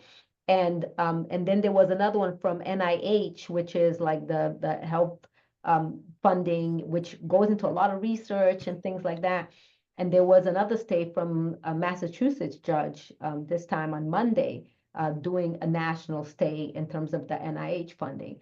So all of this is, of course, very concerning, right? And when you have, all of these programs that are dependent on federal money, there's a lot of places a lot of institutions that maybe 30% of their funding is federal funding, or even sometimes more than that. So just imagine in one point in time, 30% is gone from your budget. So how are you going to be able to continue? So these are people's livelihoods and so on that are occurring. So there's executive orders on, of course, like combating anti-Semitism, so impacting, those that took part in protests, right? That any protest that they feel, quote unquote, was anti-Semitic and so on and so forth, that they're going to be investigating those. They're going to be looking at complaints. So, these executive orders are coming, fast and furious, and for us, it's just a lot of, analyzing. But I'll stop there so I can give the floor to Everald around the immigration part of it. So just to pick up on what you're saying, so one of the things that, when under the Biden administration, when the right had issues with his policies, they would forum shop, which means they would find a judge that was receptive to their argument, and they usually go to Texas. And I believe that as a result of that, there were conversations around limiting the power where one judge gets to issue a nationwide injunction. So while that is happening right now, it is more likely than not that we may see some action on whether or not that continues to be the case, because if I'm remembering correctly, it was either Congress that was having the conversation, and as we know, the entire federal government is controlled by the right, as to how to curb, the judge's ability to say, I'm going to issue a nationwide injunction on certain things, or the Supreme Court was considering submitting guidelines for that. But having said that, I think we're now up to 3 federal judges in 3 different states, I believe, that has blocked the executive order on birthright citizenship. So the argument that he's making, which is flawed on his face, is that birthright citizenship, should only be given to people who are subject to the jurisdiction of the United States. And for anyone that's paying attention, the moment you're in any part of the United States, you are subject to the jurisdiction. Because, very simply put, if you go out there and commit a crime, you're going to be arrested. That is the jurisdiction of the United States. So to say that if you are here undocumented, or if you have a parent here, one parent is legal, the other is not, or both parents are legal and the children are illegal, then you're not subject to the jurisdiction. And that is the argument he's making. In the executive order, the text clearly points out that if one of the parents was here illegally, but the kids were born here, they should not be given citizenship. And that's not what the law says. It does require an amendment to the Constitution to do that. And I don't imagine how he's going to get 2/3 of the states to ratify that. So rightfully so, it is being challenged and it is being blocked. But in the same vein, people should be mindful that it may end up in the Supreme Court. And there's a super majority of 6-3 that is, that leans to the right. But I've had this conversation with people to say, this may actually be a case that the Supreme Court will have unanimous decision on that says you are wrong, because the thing with the right, the judges that lean to the right, is that they like the letter of the law, what it actually says. And I think this is an opportunity for them to come out and say, you are wrong, you cannot do so. And I think that might happen. But again, we'll see. But coming back to a local level, and so people should be aware that, ICE works in Massachusetts jails. Okay, so there is that relationship there, that if someone is undocumented and ICE is aware that they're in custody, ICE will issue a detainer for that person. Essentially, it's a bit of a warrant to say, you cannot detain this person and give us an opportunity to come pick this person up. So I think of it as a fugitive from justice warrant, where the state who was issuing the warrant says to Massachusetts, hey, we have this person who's wanted in our state. We're issuing a governor's warrant for his arrest. We're going to come pick this person up in such and such a time. Unfortunately, you have no right to bail if that is the case. And people should understand that, because the judges don't have discretion to release you. If they have a valid detainer or a valid warrant, they have no discretion to release you. However, if they say they are going to come and pick you up, the law allows that you have to be brought back in front of a judge every 30 days for a review. And if they're dragging their feet, with the help of an attorney, you can make an argument as to why you should be released. Now, because you are in custody, probably under some underlying charge, you are entitled to an attorney, because your freedom is being hindered here, to argue bail. You're not entitled to an attorney for immigration purposes, because immigration is not a criminal matter in that sense. So if you want to challenge immigration, detention, deportation hearings, asylum hearings, unfortunately, you have to hire an attorney to do that for you. One cannot be appointed to you. You don't have to speak to immigration officers, and that should be very clear to everyone. There is no obligation for you to speak to immigration officers. The interviews are voluntary. And just like everything else, you have to be mindful that, for the most part, they're not going to be on your side. If you're having a conversation with an ICE officer, tell yourself the end goal is not to your benefit. So you can say, I do not wish to speak with you without the presence of an attorney. And just like any other situation where you are being detained, they have to comply with the law. But again, as I said, you need to have an immigration attorney. One cannot be provided for you, because this is not traditional criminal matters, so to speak. Again, you do not have to speak to them. You do have the right to remain silent, because again, anything you say will more likely than not be used against you. You do not have to sign any documents that they give to you. And you do have the right to contact an attorney. It's just that it's going to be at your own will. Now, when you're in your home or, somebody's home. Just like with any law enforcement officer, they need a valid warrant to enter your home. They cannot just say ICE or whatever, and you have to open the door. No, there's no such thing. They have to have a warrant like any other law enforcement officer that is signed off by a judge.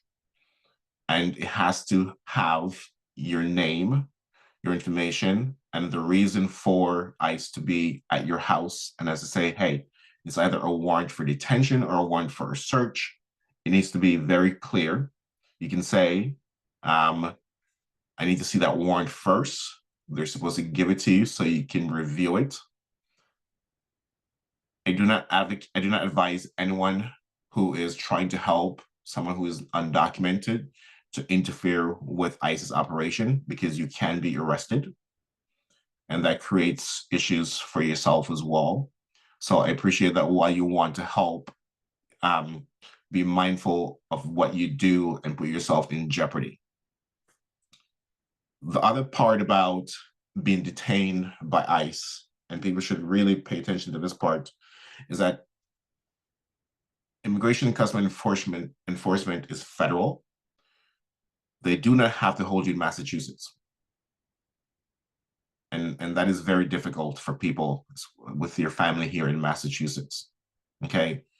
If their detention facility here in Massachusetts is full, they can bring you somewhere else, because again, ICE is federal, and if they have federal detention facilities, I mean, we've seen on the news where they're organizing flights, okay? You can be picked up here today, taken to Texas, and you're on a flight out somewhere the next day. So, scary to say, but have a plan, talk to your family, talk to your friends.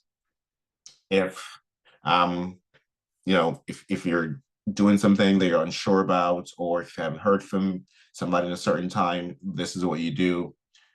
I think it's not unwise to have those kind of conversations, just so your family is aware of what to do should something happen to you. I also want to caution people about giving your money to people who say they can help you with immigration paperwork that are not lawyers or certified by Justice Department to do immigration stuff, because you're going to have a lot of that. You're going to have a lot of people saying they can help you, and the reality is they're going to say, you have to give me this much money, and you're going to give them the money, and unfortunately, they're not going to help you. So again, before you give anyone any money, be very careful, do your research, ask questions, and there are legitimate immigration centers in Massachusetts and resources that can help you.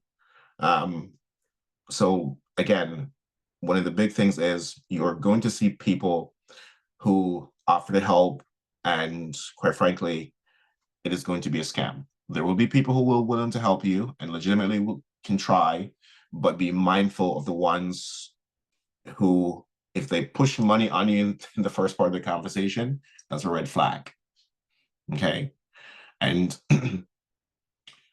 you should very, very much understand that if you are undocumented and you get arrested under the Immigration Naturalization Act, there are certain things called moral turpitude. So based on what you're charged with, it makes you deportable. There are certain crimes on its face, makes you deportable automatically. Guns, drugs comes to mind.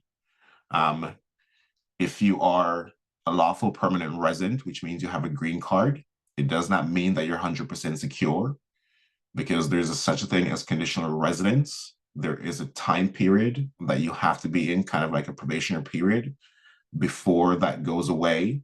And if you do certain things within that time period, yes, United States USCIS can revoke your green card.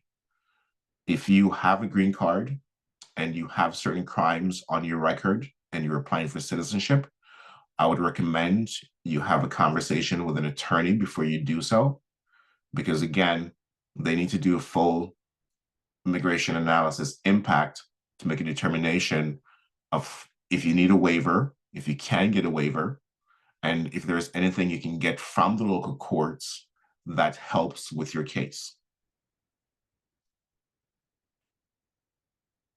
I know that's a lot of information, but there is a lot of resources online that help people. One of the big ones is there is an ICE online detainee locator. You know, it's meant to help find where somebody is, but knowing how this new government is not updating things and pushing information, it is not guaranteed to provide you with information you need if somebody that you know got detained. So I get, and it is going to be, unfortunately, arguably worse before it gets better.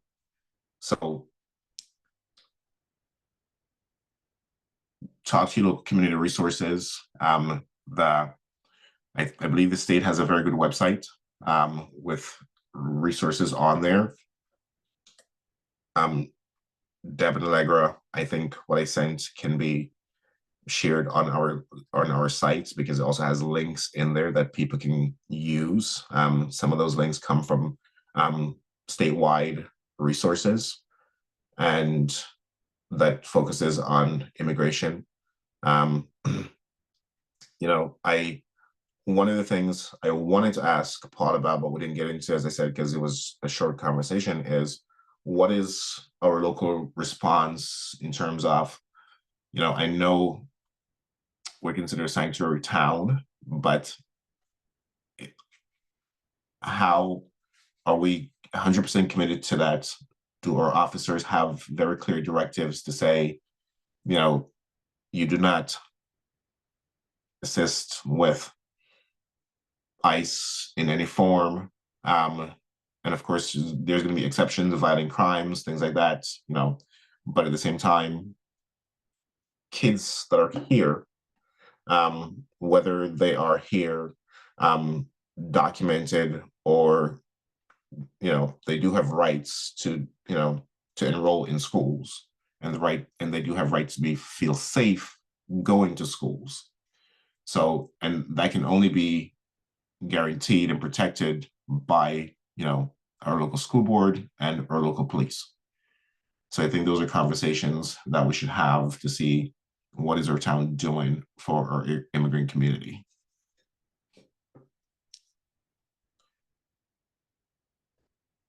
Thank you, Avril. That was really important and key information that you shared. I mean, oh my goodness. So much to think about and to kind of think through. But two things that you brought up that I think might be important to see would be like, can we add any of this information, like you were saying, to our website? Because where could we kind of showcase some of this information, you know? Yeah. So that would be one question. And then two, we can email the town manager and just ask them some of these questions. You know what I'm saying?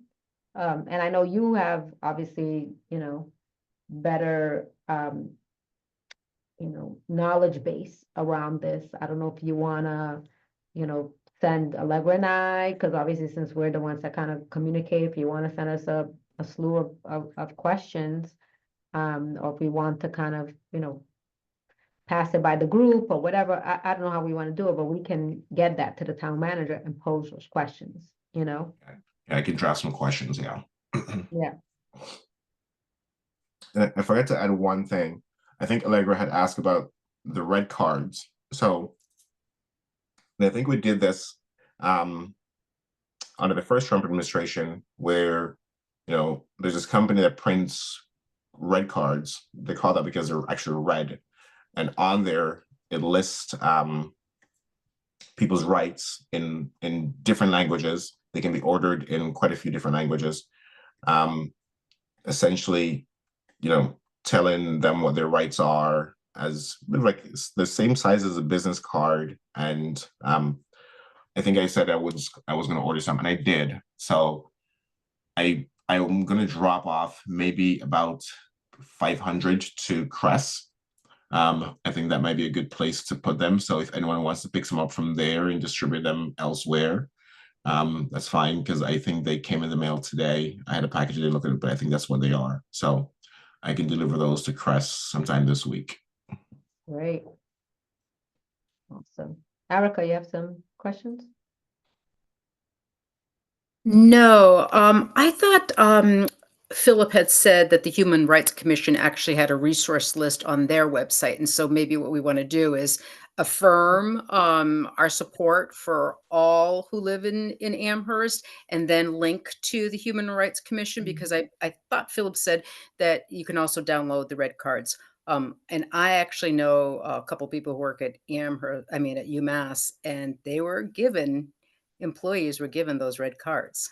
And we're told here, you need to know your rights. And anybody else who might need this, they need to know their rights. So I think it's great, Everett, that you're getting these cards all over the place, but we can also print them ourselves, and people should be able to get copies of them also in Spanish or in other languages, because I think it'll be really important to be in other languages as well. So I think this is all really important. I also think that maybe what we should do is somehow, I mean, I don't know how many people read the Amherst Bulletin, but I know that the town council actually did have this conversation with the town manager, and there was some response in that Amherst Bulletin, but I don't want to misquote it. It was the last Amherst Bulletin, and it included that Amherst was a sanctuary city. And so that did come up, and the town council was very clear that they also wanted to be able to be a resource to people. And the last thing I just want to say is, there are just so many things, as you said, Deborah, that are coming out. I think this is just the beginning of the impact it's going to have on the people who live here and study here and work here in Amherst. I know that this state is already considering the cuts that they're going to have in public health, in education, all across the board. And so it's going to impact the budget, which is already, proposed budgets being impacted. And it is going to affect every single one of us here in this community, from SNAP to senior housing, to affordable housing, to heating assistance, to education. And of course, the whole executive order around transgender in sports. I mean, there are people who are absolutely feeling unsafe. If you're not, a white male who's rich, I'm sure you're feeling unsafe. It's just horrendous. And I'm sure Crest might be getting more and more calls. People are feeling very distressed.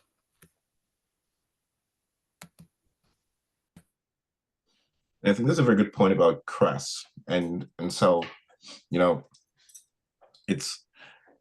I know Camille has new employees, and that might be stressful for these new people who are like, I didn't think it was going to be this busy. And so I think we want to, I know our meetings are monthly, but I think we should, check in with her periodically to see, how people are feeling. That way we don't wait another month to find out, hey, we lost 3 people like we did a few months ago. Yeah. So, and make sure that those conversations are happening for her to say to her team, hey, we're in a bit of uncharted territory. We might be getting more calls than anticipated about these issues, and it might be overwhelming to you. And quite frankly, there's an expectation for you to solve everything, because you can solve everything, and we don't want you to just leave or quit because you feel overwhelmed. So we should try to, as best as we can, be that resource for Crest. And so I'm actually gonna, rather than just dropping it off, I'm actually gonna email her and see if I can make an appointment to actually have a conversation with her while I'm there, to see what we can do in between these monthly meetings, so we don't lose Crest staff like we did a few months ago.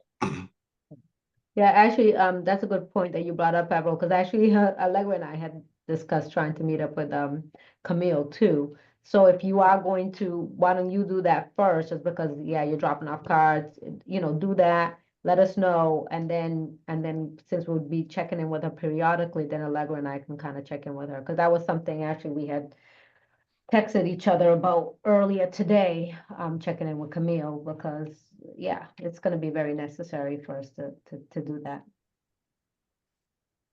Okay.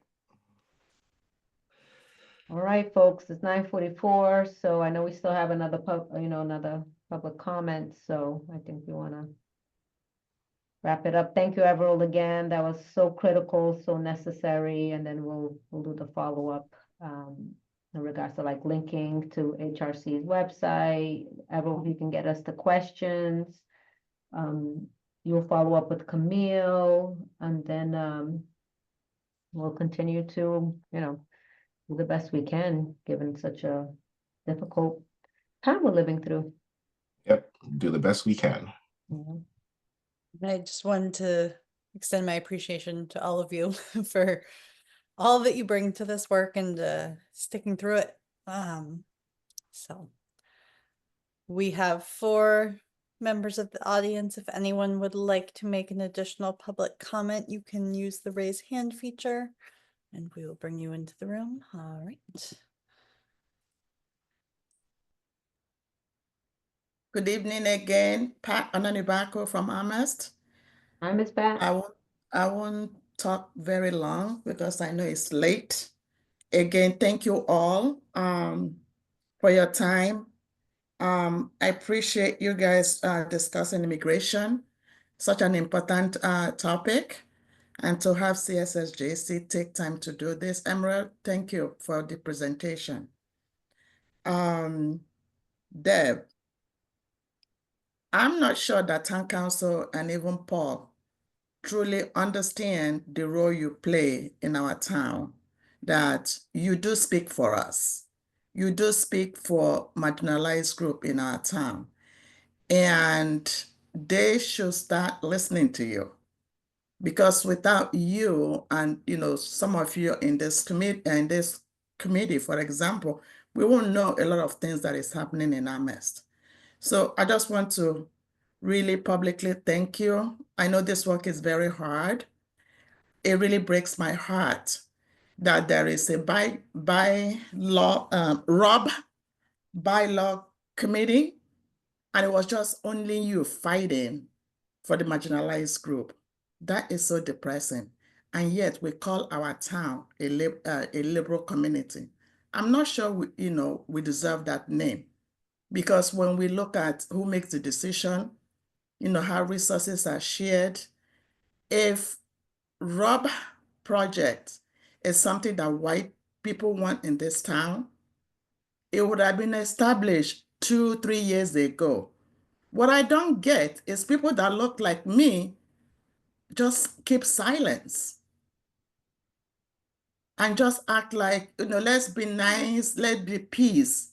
How are we going to have peace in this town or even trust when we're not, being treated fairly and respected? I mean, Deb is an attorney. Come on now. And then you wrote an email to town manager, and he didn't respond to you about the retreat. And as I was listening to the retreat discussion, it pained me that town council had their own retreat and the town paid for the refreshment. And then when it came to CSSJC retreat, you didn't get any response. And I know there are some capable members of CSSJC, like Pat Romney, that is very good in facilitating meeting. I know you guys have the resources to do that, but that's not the point. Why treat CSSJC different, from town council? I don't get it. It's something that, really bothered me a lot. I also want to thank Philip. I've seen a huge difference since you came on board on DEI. Thank you for the creative way we've been reaching out to the community and groups that Paul Bachman has decided to ignore, and the town council have decided to ignore, and it's yielding results. Thank you, Philip. I also appreciate Pamela Young for reaching out to, some folks too in the project that Dr. Barbara Love is trying to do. Even with 2-member departments doing all the work you're doing, if this were If this is a department that serves white people, you would have gotten 4 or even 5 or even 6 staff, working at DEI. My frustration is this in this town is that people are so afraid. People want to curry favor. I don't get it.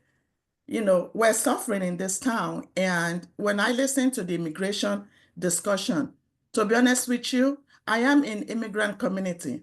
And I can tell you right now, nobody will call, many people will not call the police to talk about immigration. They will not call CRES. Why would they do that when our town government doesn't even treat and respect marginalized people in this town? We have upper funds, and it just went to the rich people.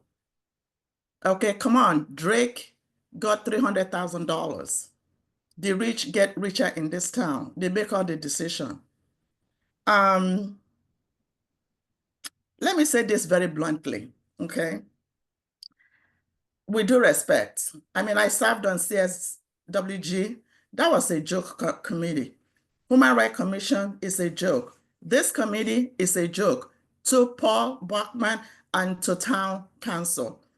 Why do I say this? Because of their inaction. Okay? I just feel that CSSJC is a venue to vent. You guys come up with great ideas, but no action.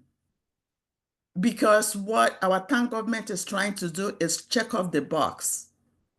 It hurts me that because you all are so smart, well-read, highly accomplished in your different careers, and once a month, you come put on your time and everything, nothing happens. Something have to change.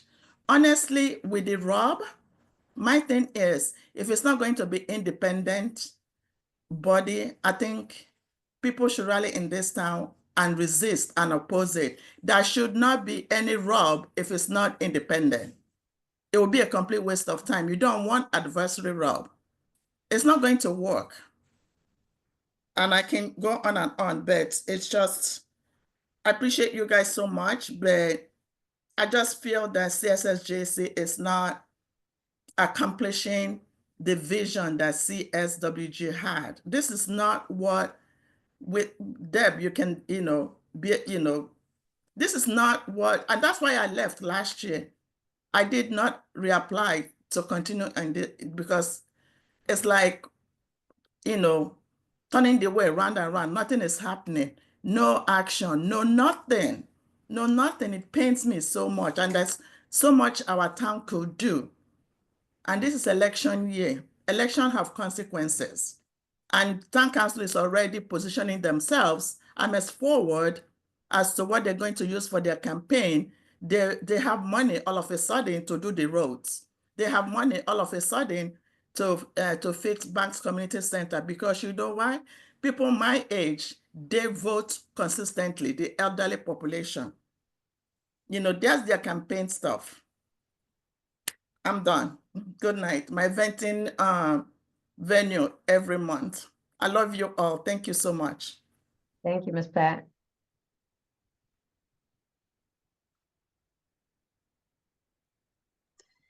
Yeah. Excuse me. Good evening. This is Lauren Mills from South Amherst. I have a little cold.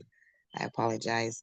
I just had a few comments to make since I stayed on the meeting. I thought I should, share my voice, and thank you, Ms. Pat, because I wasn't going to raise my hand and I didn't want to be the only one commenting at the end.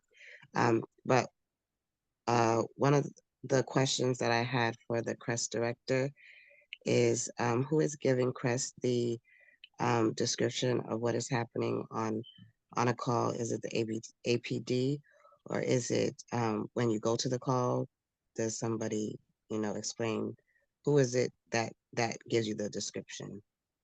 Would it be possible to include the time and location in the captured information because I think that's important information for the CSSJC to have.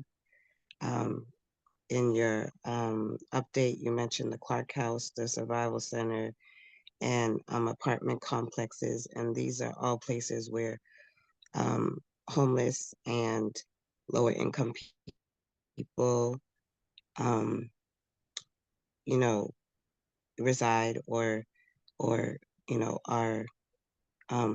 in the area of. And so I just would like to know how you can again use the information from the locations that you know that Chris has been sent to give us a better idea and description of what is how Crest is being utilized. Another thing that I wanted to say is that I believe that de-escalation is part of Crest's job, and so reducing violence or reducing the incidents of violence that may occur with police officers. It may still be under social services, but I think it's a good service that Crest is doing. And I, as a community member, would really like to see what this committee can do continually, aside from what they're doing with the APD, because I feel like we could be more active on a community level, and that would bring a larger voice. And I know you guys have done that work in the past, but I just would hope that you would continue to do that. And I wanted to share that in the Amherst Rec meeting, they shared that the Amherst Rec is not using youth empowerment to describe its youth programs. They're using the term youth outreach programming. And so I think, again, they're waiting on community members and a community organization to take up youth empowerment. And I just have a few other things to say. I'm sorry if I sound very gargly. Also, I feel like the $500,000 comes up again and again. And I believe that it was returned back to free cash. And I would just really urge that the CSSJC and our town council members that would be supportive of a youth empowerment center would lend their voices and step up to bring that to the town council, because I don't hear it being presented in the town council, and that's why they feel that there is no need for it, or there's no data to support it. And so those are just my thoughts. Thank you very much for all you do. Thank you, Lauren.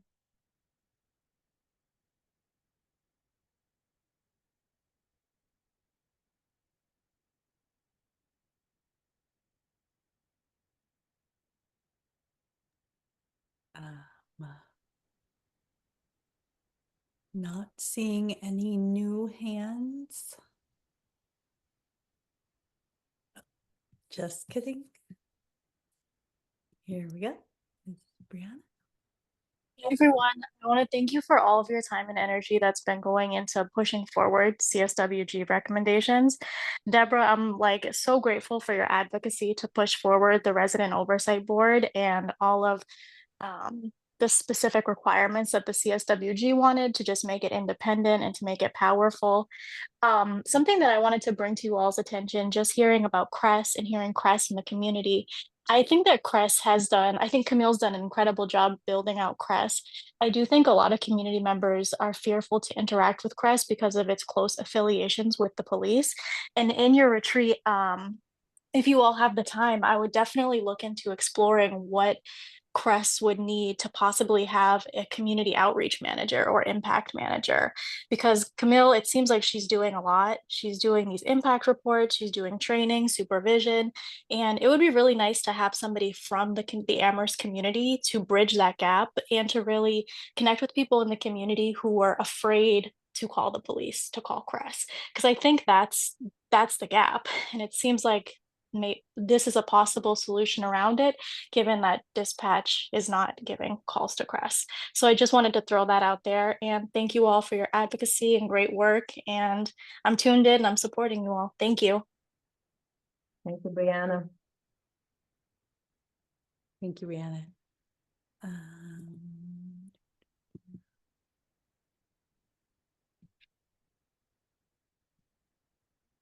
Not seeing any new hands and seeing that it is the hour of 10 o'clock.